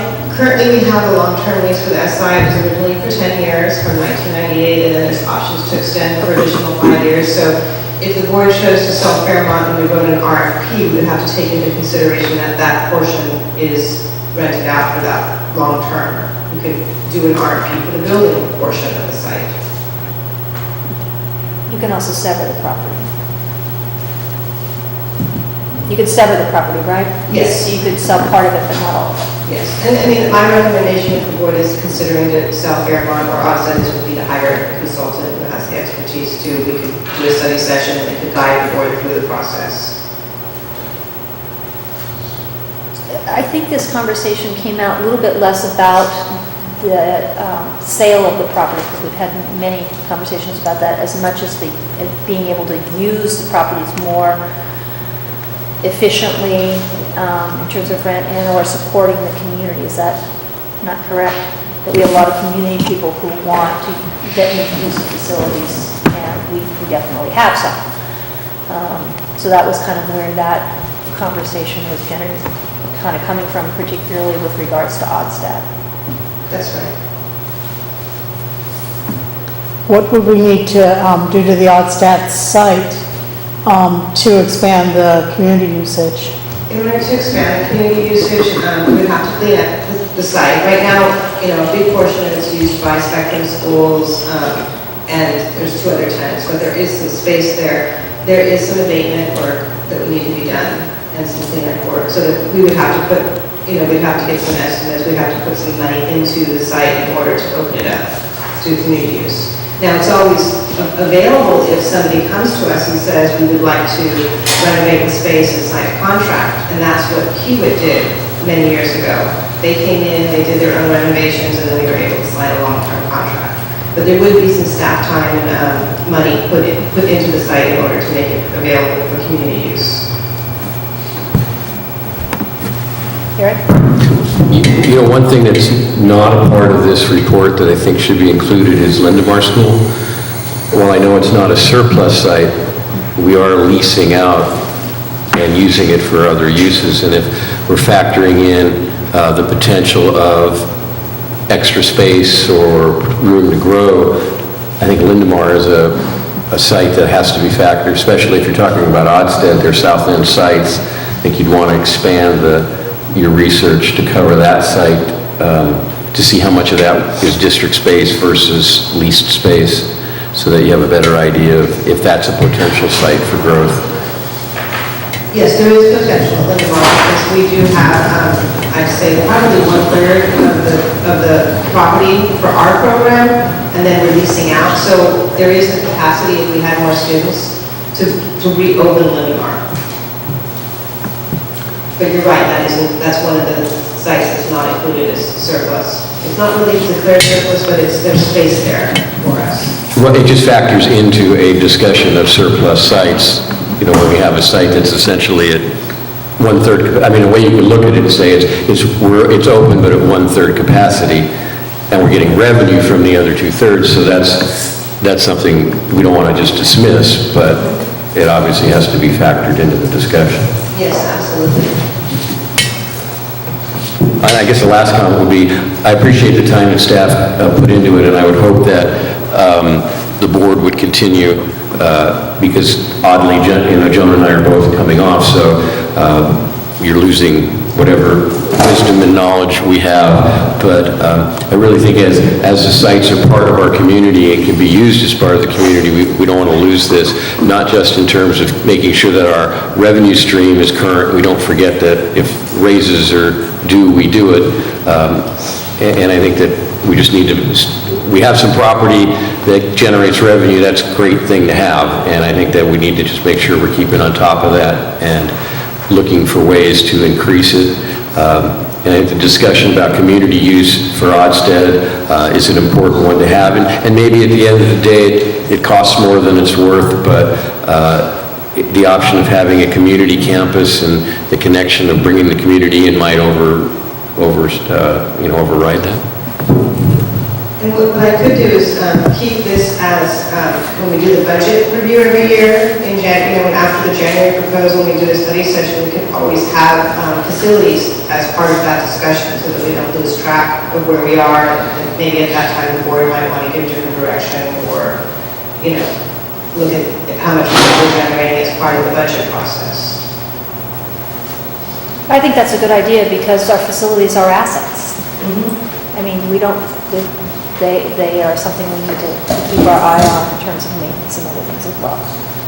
Matt? I think the main question for me is that I don't really have a good handle on how much demand there is for these properties for other uses. So, we could, for instance, Oddstad was surplused and offered and no one came, so we could sell it if somebody would actually be interested in buying it, but it seems like maybe nobody is. So I feel like I would sort of like some kind of idea around that. Do we have a lot of requests from the community for facilities that we're not able to accommodate because enough of Oddstad is not abated and cleaned up for them, or that we don't have enough space at Lindemar for them? Like, if there are community organizations that really want that space, then we could talk about that. I know that we have occasionally had inquiries about the Fairmont site, and maybe we should go back to those and see if those, if those interested parties are still interested now that circumstances have changed.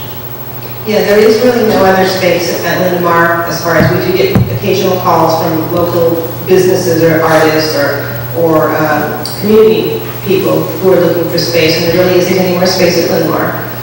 Oddstad, I think the dollar per square foot might be too much for some of these organizations. So some of the conversations I've had is, is there a proposal? Because some people have called and said, what if we want to use the upper field at Oddstad? Well, you can put a proposal together and we can always bring it to the board because the site is declared surplus. And the same goes for Fairmont. When we get a phone call about Fairmont, they are always welcome to put a proposal forward for the board to consider. So if we're not out actively pursuing buyers, it's still always open for discussion. Thanks. So just to share a few perspectives, in terms of Oddstad, I think, correct me, we only put it out for long-term lease, not for sale, correct? Yes, we put it out for long-term lease where we retain ownership of the property. I understand. And that, that's up because I'm always nervous, you don't know what 50 to 75 years brings. We also severed that property and made a commitment to the community for the field, just so everybody knows that. And then with regards to Fairmont, I think, correct me if I'm wrong, Josie, in the St. Ignatius lease, they only signed a 10-year lease because we committed essentially that if we took that property back before 30 years, that we would reimburse them on a prorated for their investment. So there is some negative cost in terms of reclaiming that property. And at the time the board felt like we weren't going to do much with the senator's fault. So chances that we would take it back would be small and allow them to have the comfort to invest the $2 million. Right. So there are some things about that property that need to be brought forward if decisions are made going forward. That's right. Eric? Just one last thing. When we talk about, because as Matt mentioned earlier, I've been here a while, we shouldn't forget that Sanchez School exists. That we sold it to the city under the auspices of the Naylor Act. And what that meant is the city was able to purchase it at 25% of assessed value. But the caveat in that is should the district ever need that space for a school, we can purchase it back at purchase price plus cost of improvements. And obviously we don't need it now and we may never need it, but if you're going to look at demographics and sites, that's 14 acres of space that could come into play. I mean, there's a lot of political issues involved in that, and it took us 5 years to negotiate the sale to the city. I can't imagine how long it would take to get it back, but the institutional memory sometimes fades away, but it's important for us to remember that we do have a hook to get that site back if we were to need it. Thank you, Eric, glad you've forgotten that. Anything more? Okay, this was just an information discussion item. So just kind of a recap, what I'm hearing is that at this time the board is not giving staff any direction to pursue any sales of any property. We'll continue the discussion annually when we do our budget review. We'll bring the facilities back in addition to the annual review that the board approves rates. And we'll continue to look at OSTAT as we get calls from community members to see if there is an affordable way to open up the site to community members. Thank you. I see nodding heads. Okay. Okay, so now we are to board policy 5141.33 headlights. And thank you for waiting so long. We're going to see if we can get through this without itching. So the Pacifica School District Board has a practice of reviewing language in Board Policy 5141.33. As of June 2010, our district went from a no-knit to a no-lice method of practice. And the last time BP 5141.33 was reviewed was in August of 2013. At a recent board meeting, we had 2 parents express their concern regarding lice being spread at their children's school. At the same meeting, another parent suggested support for practices that educate families regarding lice and how to treat them. For tonight's discussion, we have invited 2 registered nurses employed by San Mateo County Office of Education to share current information regarding the topic of egg lice. It is my honor to introduce to the board tonight Monica Woodworth and Jill Van Drum, who will present information to the board. Thank you, ladies. Do you think we need the microphone? Only for, I mean, it's more for TV than for us. We can hear you, but... Okay, I'm Jill, this is Monica, and as you've heard, we're the San Mateo County Office of Ed. School nurses, we work for K-12 Special Ed, so we're not directly related to Pacifica School District, except in the fact that we do have classes that are housed in Pacifica School District, so indirectly the policies of Pacifica School District do affect our day-to-day practice. So, and that being said, since we're not Pacifica school nurses and we're not here on official SMCOE business, what are we doing here? So we came here to your last meeting because now I guess we're junkies of your school board meeting. Actually, that one was a school assignment, so that's why we came and we enjoyed the meeting. And then at the end, when you said you were going to talk about school lice next time, head lice, we were like, wow. We just spent an entire summer on a health policy class working on school lice policy. And so we thought this is an opportunity to share that information with you, and so that's what we're doing here tonight. So, and also we want to thank the other gals on the bottom of that list with whom we worked all summer on these policies.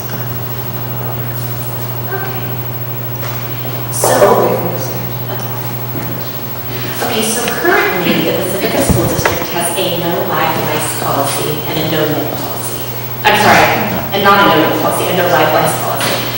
Current scientific research and medical practice does not recommend policies that exclude students from school due to lice or nets for that matter. Exclusion without an accurate diagnosis means many children will receive treatment unnecessarily, and children with head lice are otherwise healthy, and healthy children should be in school ready to learn. Approximately 12 to 24 million school days are lost annually in the U.S. due to lice. In San Jose Unified School District, they found that there were approximately 3 missed school days per student who had a lice diagnosis or a suspected lice diagnosis. Another source reports an average of 20 missed days for students dismissed for head lice. Lice policies that exclude students are unjustified, and they do more harm than good for the student population. So what are lice? Lice have been around since the beginning of time. They live very cooperatively with people. They don't seem to go away. And this is a picture of what a lice looks like. They live in human hair. The most common means of lice transmission is through direct head-to-head contact. Lice do not jump or fly. Therefore, for lice to be transmitted, you would have to have direct head-to-head contact. A majority of the lice transmission typically occurs at sleepovers, slumber parties, at school or sports events where kids share helmets. Because they don't jump or fly, it requires that direct head-to-head contact. That's why you might see it in younger children that are rubbing heads with each other. But you see it does not occur as frequently in the older student population.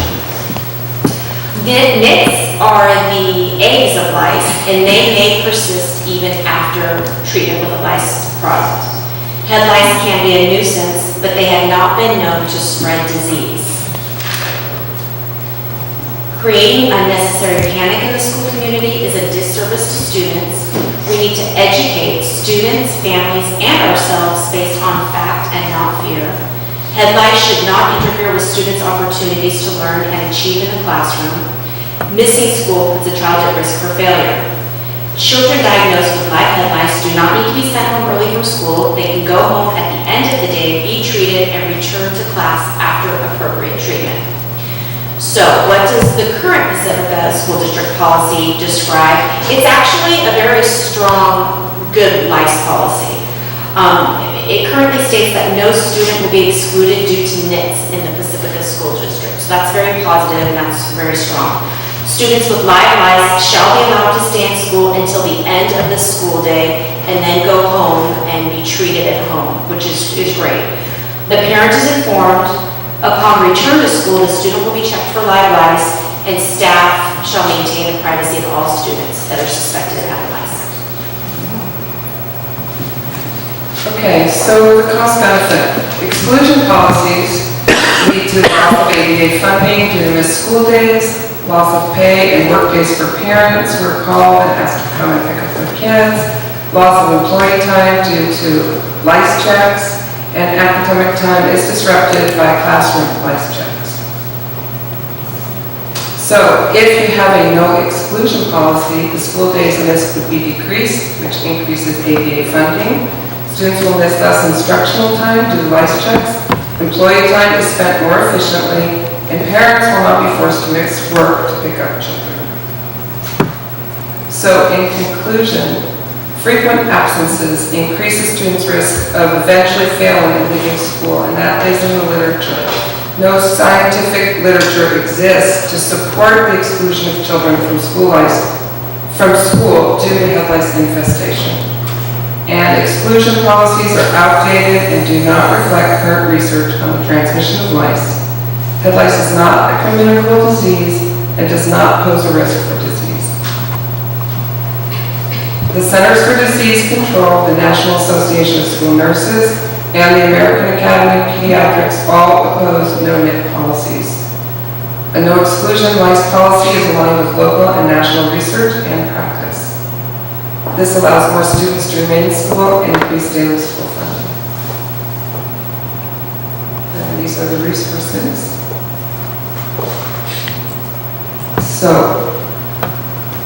we think that your policy is really going in the right direction. There is even more fervent move toward even less exclusion. But in general, we think we respect your policy. It's definitely going in the right direction. So, do you guys have any questions? No, just one process question. Do we have any members of the public that want to speak on this? Because we need to have time for public comment. Okay, I just want to make sure so that nobody feels excluded. You want to speak?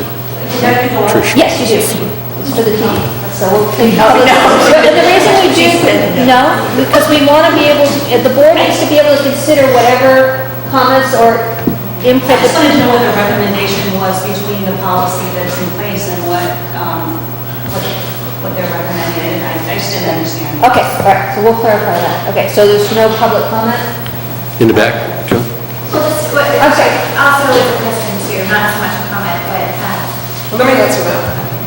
We actually didn't come here to, we're just really here for education purposes. So we're not here evaluating your policy, or we're just really here telling you what is the current thinking and what the professional medical community is thinking. And in the meantime, of course, we looked at the lice policy and it's pretty good. So just a process of how school board meetings run. Public can come up and ask questions, and that's fine, and then we have the dialogue here. So that's okay. That's all right. So just come up real quick, and then yeah, and we just need a card. You can fill it out after. So we just want to be able to consider what people are thinking. That's why after. My question was really that it was in there about the lice checks, and wondering if there's a recommendation against doing the lice checks, because it is the common practice at our school to, after there's a school break, after the kids have been out for a while, to do a one day where we go through and kind of catch them so that families can be aware of it and sort of hopefully take care of it on the weekend and the students can come back. And I'm just wondering if that's a recommendation, if you're recommending that that's taking into out of classroom instruction. Any other public comment? Okay, we'll close public comment and then we will. Okay, so the research does not recommend mass screens for lice or lice checks. Typically, when someone is suspected of having lice or they're diagnosed with lice, they may have had the lice for a month or longer before it's even seen. So doing a lice check and sending someone home from school, say, the other kids have already been exposed to that student with lice for a pretty long time in most cases. The lice checks really just create mass hysteria pretty much among the parents and the school community. And it doesn't really resolve, it doesn't always resolve this issue. It really just creates more panic and hysteria among the community. Board? Well, one more thing is, in addition to that, also the people who are doing lice checks aren't necessarily really even able to identify what they're looking for. So there was a lot of research of people who are sure they find lice and they send it to this guy at the Harvard Public School of Health who's really into it, and he says, oh, it's actually not a louse. So, so we're misdiagnosing a lot too, and then kids who are misdiagnosed end up getting treated with toxic chemicals when they don't even really need it. Okay, so we're going to take this to the board. Richard? You're Alaska. So my question is,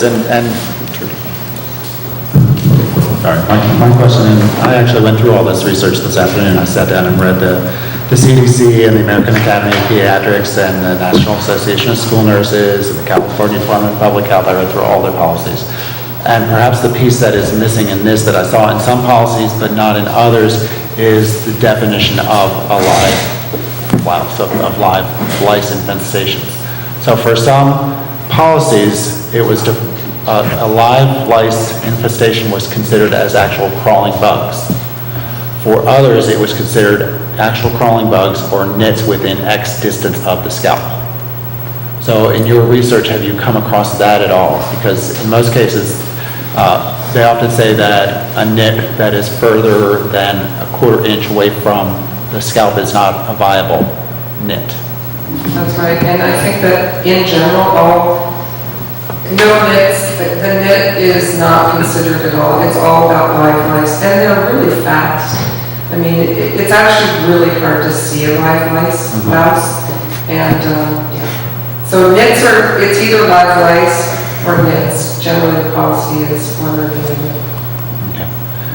And then the other thing that I came across, just to answer your question briefly, in a number of policies I saw where they did not recommend school-wide checks of any kind unless there was, and I saw this in several different policies, 2 or more children within one classroom affected, then they recommended a check for that specific classroom only. Which is different, I think, than what our policy says. I don't have our policy right in front of us, but as I recall, we have regular checks. School-wide checks. School-wide checks. Joan, in our policy, we do not have that. It's not stated as a practice for regular school. Oh, it's not? Okay, thank you. Right. I think that's done by the schools themselves. It's instituted by the schools themselves. I believe so, yes. Okay, that clarifies the point. Andrea? So, what you found in our policy was that students with live lice shall be allowed to stay in school until the end of the day. Parent is informed. Upon return to the school, the student will be checked for live lice. And what does our policy say happens after that? So when a child returns to school and live lice is found, the parent is contacted immediately, and the principal and or designee has a conversation with the parent about medical diagnosis of treating the lice. The child doesn't necessarily go home. It's dependent on the conversation. Now, we did meet with our principals and we surveyed them as far as common practice, and most of the time the parent does take the child home for immediate treatment. Well, it really makes sense if you think about, if you didn't send them home the day before, why would you send them home the next day? Because they've already exposed everybody. And if somebody was notified and actually treated their child, but there's still a problem, then that person definitely needs some kind of help or connection with medical services. So it's good to call them again, but not necessarily, in our opinion, to exclude them from school that next day either. Matt? Hi, thank you so much for the presentation. I guess my first question is, one of the things that I got from the people who came before is that evidently I think we don't have very good materials to provide to parents on the subject, so could you help us, could you help provide us with some materials that we could distribute?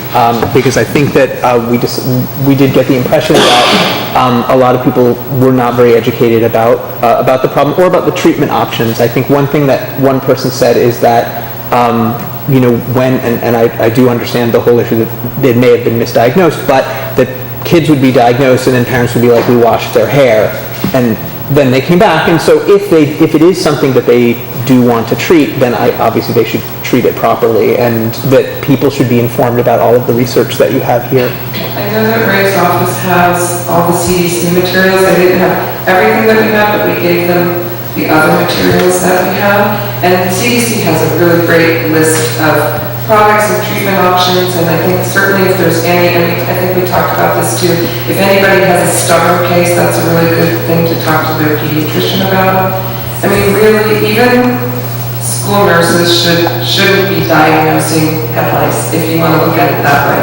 You know, it's a common thing, and parents can treat it in a common way, and if it doesn't work, they can consult with their pediatrician or their primary care provider. Anything else? Any direction to move? Well, I guess the question is, is there a desire to revise our policy or just to? Yes, that's the question I'm asking. We've kind of had some information about it, so Matt? The only thing that I would recommend we revise is that I think Andrea's point was well taken, because I had the same question, is that the policy says that when students return, they'll be checked for lice, and then doesn't say what that means or what happens if it's found or not found or what happens then. So I feel like there needs to be some kind of explanation in the policy about how people should proceed when that child returns to school.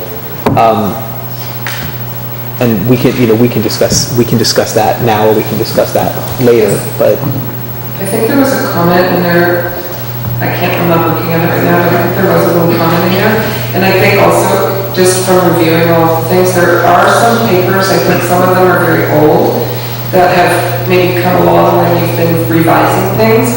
So to just really look at the dearth of paperwork that you have and cut out the things that really don't apply to the way you really think today. So, and we'd be happy to give you any other, current information. Thank you. Okay, so we need that, Andrea? So my concern would be that we don't have a mass screening policy, and we don't have a policy against mass screening, so we've left it up for the schools. And should we leave that up to the schools, and do we say that that's okay to have a mass screening when the recommendation is that you don't? And I know what it's like on those screening days, at school. Kids are stigmatized by it, so. And it does say in our policy that when it is determined that one or more students in the class or school are infested with head lice, the principal or designee at his or her discretion notify the parents and guardians of the student in that class, provide them with direction of treatment and head lice. But again, it doesn't talk about a mass screen. Yeah, so they're done. We have them going on at our schools. Yeah, I mean, I think this is in response to what the lady said about having the screenings kind of encourages this sort of, hysterical reaction to it and takes instructional time. So the question is whether the board wants to revisit I don't think that, I don't really know that we have the ability to prohibit people from screening if they really feel like it's necessary, but I think that we could probably recommend strongly against it. Like, I don't know how we would approach that, but given that it seems to be, ineffective and counterproductive, if it's occurring, we may want to discourage it. So I would also want to point out that most of the policies that I read today discourage against the letter or phone call home to the entire class. You notify that child's parents, and you don't need to notify because then you're just creating social stigma, because everybody knows, who wasn't there or who was pulled out of class. Right. And, the parents are inevitably going to ask their child when they came home what happened. Eric? With all due respect to the flexibility that our site leadership has, I don't think this should be a site decision. I think this is a district policy that should be uniform across the district. I would be more comfortable if that's the function of a board policy, is to bring in the medical expertise and the most up-to-date treatments and procedures for doing it, and then that's disseminated through all our sites. I don't see the logic in having each site have the ability, to do. I mean, if there's some extraordinary circumstance, then that can be dealt with, but it seems like it should be a district-wide policy, and maybe it needs to come back for a review and discussion, and let the staff, work with the experts on what a tweaked policy might look like, and our new board can decide what to do. We have a board policy that we wrote over the summer, so I can share that with Ray, and he can share it with you, if you guys can look at that. Great. Ray likes that. So it sounds like the direction that I'm hearing from the board is that we'll look at the board life policy and be more in compliance with what the research says with regards to screenings and communications, and any other things that might appear reasonable. Does that say? Okay, and then we'll bring that back on a future agenda item. So we can come back and do both. We're really enjoying your company, so please feel free anytime. Yeah, we will, if you're interested in knowing, just let Sandy Ramirez, who's our administrative assistant, and she will certainly shoot you an email anytime we're talking about the lights. And thank you again for your expertise. Appreciate your time. And we'll put this on a future. Probably in January sometime. All right. The next thing is PSD training standard procedures for administration of epinephrine EpiPens. This is a information discussion item. Okay, so the Senate bill was 1266 was signed in September of this year, and it will go into effect January 1st, 2015. This Senate bill does require that all public schools stock epinephrine auto-injectors, otherwise known as EpiPens, for trained school personnel who have volunteered to administer. We sought guidance from our county council, and our district has obtained a prescription to provide each school with EpiPens. The district has also contracted with a registered nurse to train volunteer school personnel starting in the very near future. Also, please note on page 3 of the training procedures that we attached to this board memo, there is a typo. At the very bottom, it says, which is effective for 10 to 15. The word minutes should follow that. And thank you, Matt, for doing that. So at this time, this is information for the board to discuss, being that it is a new law that has gone into effect and we will abide by it starting January 1st. Any questions? Andrea? So it's legal for a layman to administer this medication? It's not practicing medicine license? As long as they've been trained. And they have volunteered for it. That's the interesting part. Matt? Yeah, so that was my comment, is that I actually wanted to sort of thank at second hand, the people who volunteered to take the training and become the people who would do it, because I understand that this is yet another, job that they're being asked to take on, which really, in a correct world would obviously not be their responsibility. So, I recognize how important it is that we be able to provide that, given how many kids, have food allergy issues. So, thank you to all of the people who volunteered to do it. Yes, and in discussion with our principals, they are collaborating with their colleagues at each site, and the volunteer who does step up to be trained to then administer the EpiPen must also have prior CPR certification, which the good news is, this past year we certified up to, I think it was 70 employees for CPR certification. So we have a nice pool of employees to work with for administering EpiPens. Thanks. So we'll need to have some sort of policy or procedure, which means that somebody's job is going to be to check the expiration dates on those prescriptions, because they run about a year. So that's going to have to be done annually. And then I would also recommend that there's a quick cheat sheet, because the EpiPen versus the Epi Junior, we need to make sure that we're administering it to the right weight or height or whatever the requirement is. And there is, Joan. Okay. It does come with the actual EpiPens, and each site will be supplied with a child, for lack of a better term, child-size EpiPen and adult-size EpiPen. Yeah, but just some sort of labeling so that we know that you don't, the child is for, 0 to 80 pounds or whatever the requirement is, and then above 80 pounds or above age or whatever the legal requirement is, they get the full dose. Just because in that emergency, you're not going to have the time to be thinking a whole lot about which one you need to pull. And I'm assuming that's in this being maintained in the office with the other meds? Yes. Are these, would you only administer to somebody who is on some kind of a list somewhere that says that they have allergic reactions? No, this would be for an emergency situation where the staff member is trained to recognize the signs. But it could also be somebody who has it on their emergency card as well. Richard? Will it be added into, and I'm not sure which policy it is, that this should be included in the kits that they take if they have to leave school for some reason? Like, technically, yes.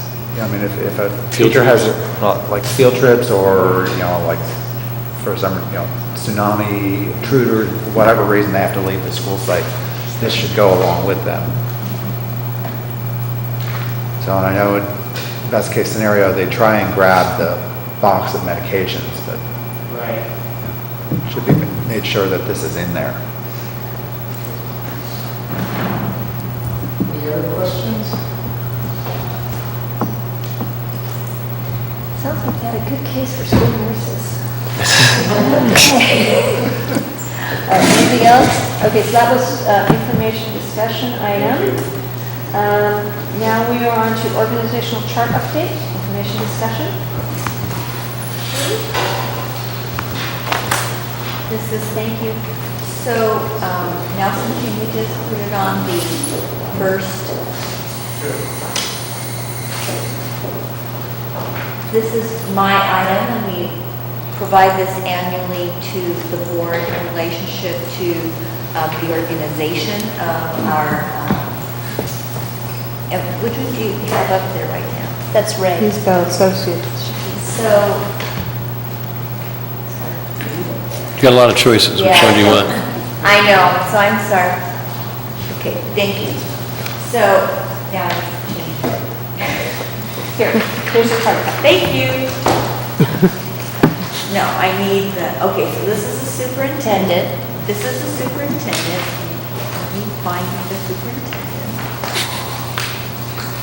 So we will start with, as you know, there are 4 cabinet level people, and superintendent is one, the associate superintendent is the other, CBO, the chief business official, and the director of special projects.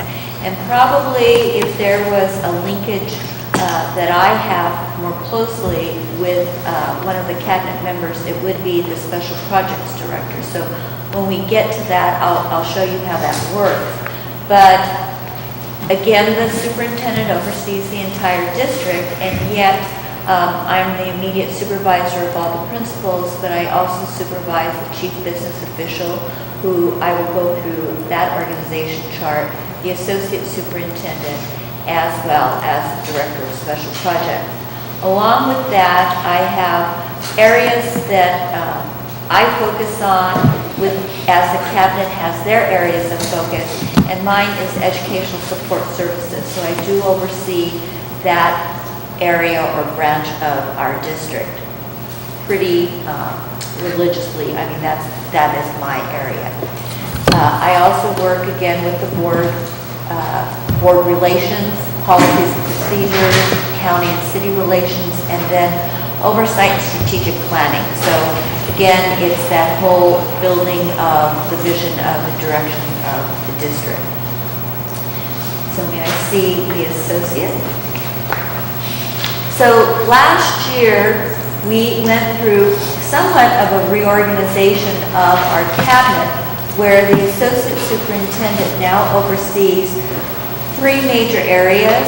One is human resources, which includes labor relations, evaluations, all of those aspects of what human resources does, the hiring, etc. of our employees, both classified and certificated.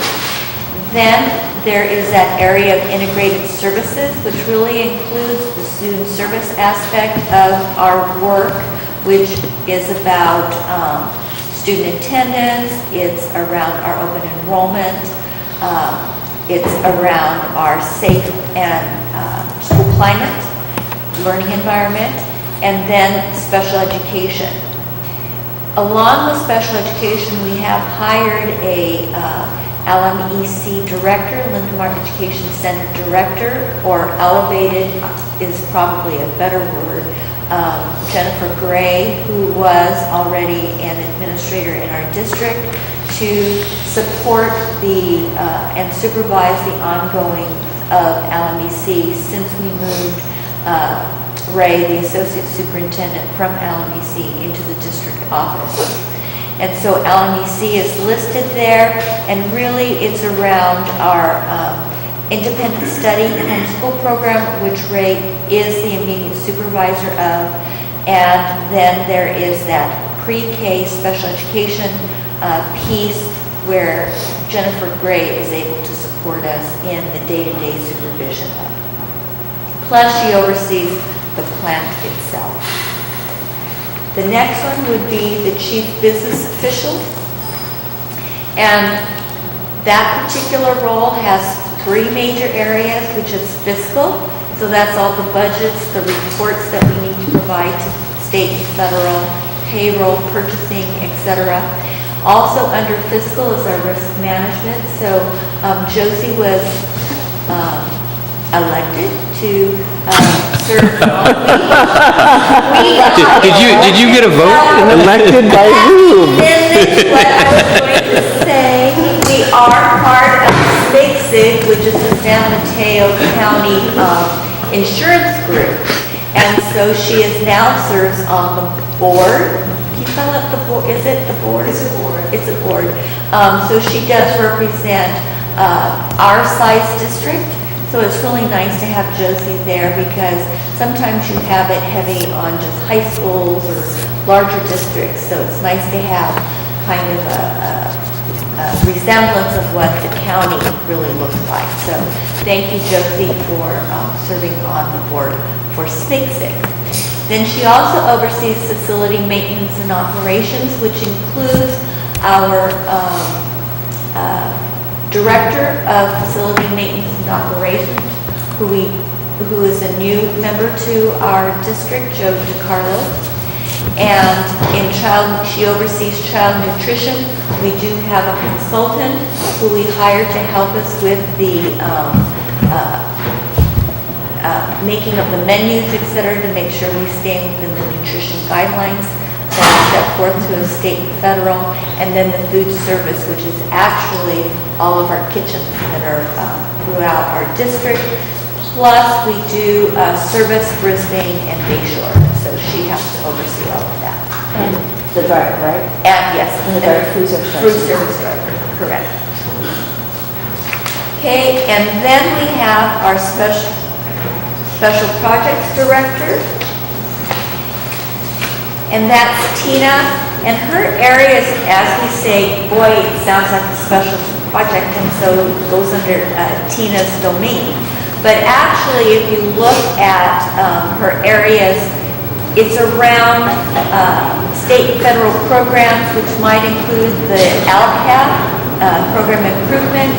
You will see the dotted aspects, and so those are the areas that I probably provide Tina with a lot more support because there's just a lot of pieces to the work we do in the district, and so I have taken support. I support her in projects and grants. For example, I will be overseeing and helping her with the San Mateo County Get Healthy grant and various Bridges to Success, which is through the Silicon Valley Community Foundation.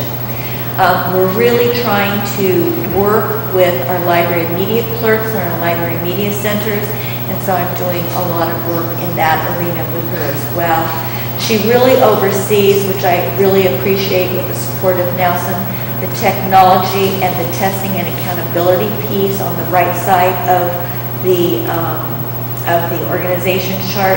That has been extremely helpful to us in really trying to build, and as you see, we did a huge, robust infrastructure over the summer with our network system and Wi-Fi system, and it has really helped. So by having Tina there, it's just really helped to keep us focused and getting and moving in that direction. The last piece, there is a page on there called Who Does What, which you will not be able to read probably on the screen, but it really kind of gives, and we post this so that if people have a question for payroll, who should I call? It'll be Melissa Rivera, and that's on there. If it's around self-testing, who do I call? And that would be Jill Macedo, who works in ESS with us. And if they can't answer it, then they can always come to their immediate supervisor to get support. Field trips, it's around Ty Truong, who is our transportation bus person who helps to develop all the schedules for us throughout the year. Any questions, comments? Anything, Eric? Yeah, I think I'm repeating myself from last time we talked about this, and I'm sorry that all the folks who are passionate about the community and the school have left, so maybe I'm just talking to the new board members. But I think if you look at these charts, you see the absolutely absurd list of tasks that a very small number of people have to accomplish. And we moved the boxes around, and last time you did it, I certainly gave my blessing, but there's an element of deck chairs and a Titanic to it. I think that as the district shrank over past years, the tasks didn't, the number of people did, and there's some enormous, those boxes are really full. And I think that it's not just teachers who work long, extra hours, it's our staff. And we are absolutely blessed to have a fantastic district staff, district office staff.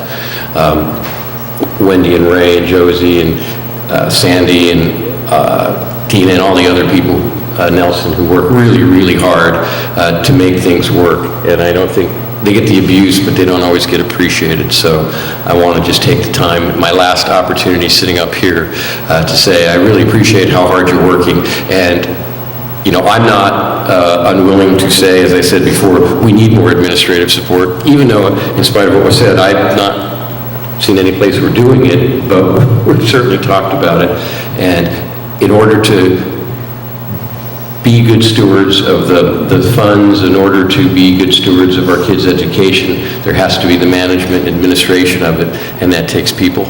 And there's still only a limited number of hours in the day, and we've increased, I mean, in the time Nelson's been here, we've probably increased the technology in the schools tenfold, and I don't see us giving Nelson tenfold help. So, I mean, that's just one tiny example.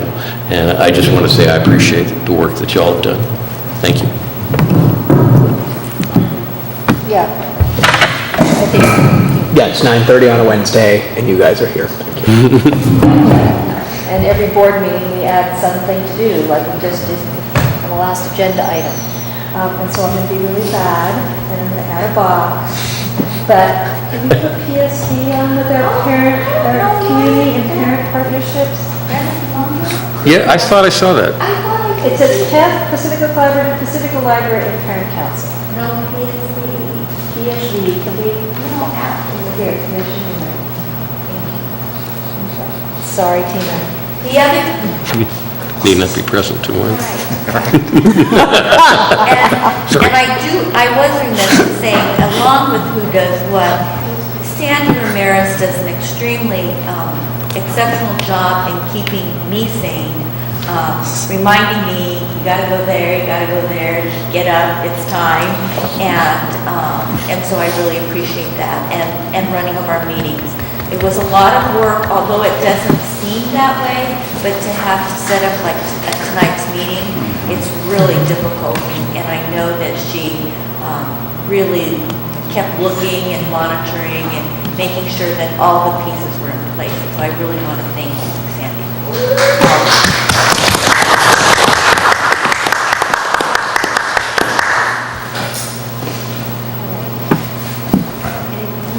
All right, so now we're on to nomination for CSBA Delegate Assembly information item. And this is really just a call for you to consider or think about if you would like to nominate a delegate. Someone on CSBA, we will need to bring that forward on December 11th. I think we're fortunate that our North County area, I think Kalima, you served on that for us, and so we really appreciate it. But I wanted to bring it forward to the board to see if they had interest in bringing the nominee forward. And that's December 10th, not the 11th. Or December 10th, sorry. Thank you. He sure remembers.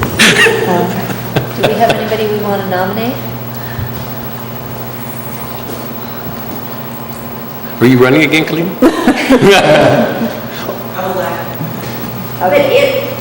does it keep running? I think I have 2 years. Yeah, It's a couple-year term. Yeah, okay. All right. C, do we need to bring this back since we have no nominations? Probably. No, okay, so this is not going to be agendized. Very good. All right, so we're down to first quarter 2014-15 interest earned report. This is information for the board. It shows the interest earned by fund. Total interest for the first quarter is just over $15,000. I just have one question. Does the county now have somebody overseeing the investments or the investment policy? Yes, I would actually Richard sent that to you, they did change the investment policy, I think it came out not too long ago, and I'll look that up. But do they have somebody who's monitoring it I too? thought they did, they had a whole study that consultant came in, I'll take that information. Yeah, I think that's just, I used to think this was a silly report until Lehman Brothers happened and it was a negative number and that wasn't very much fun. It had to do with the county not investing according to their policy even, and their policy was pretty scary. So I just want to make sure that there's somebody kind of doing that at the county level. Yeah, I'll get that information. All right, and since we removed item 11 off the agenda, we are now moving to future agenda items. Thank you. Is there anything? It doesn't go away forever. I believe for December 10th, we would add. All right, we guys, We would All right, add, go. we would add a consent item for job description. Was that administrative secretary? Administrative Secretary, Student Services. for Beverly's position, Karen. Right. Anything else? All right. So just to be clear, the December 10th meeting, the new members are seated and the old members are there briefly for ceremonial purposes? Yes. All right, just check. We are officially, those of us who are leaving are officially done with secretary. Are we ready? Thank you all. Meeting adjourned. 9:30, whatever it is, 37. All right, goodbye, folks. Oh, your future agenda items? What? Oh, I'm sorry. I didn't see you. Excuse me, you had something? Yeah, the only thing I wanted to point out is the next meeting is on December 10th, but the winter band concert for Cabrillo is December 9th, if a board member wants to attend that. Okay, well, if anybody's able to attend. I will go. Elizabeth, that sounds like... We are adjourned.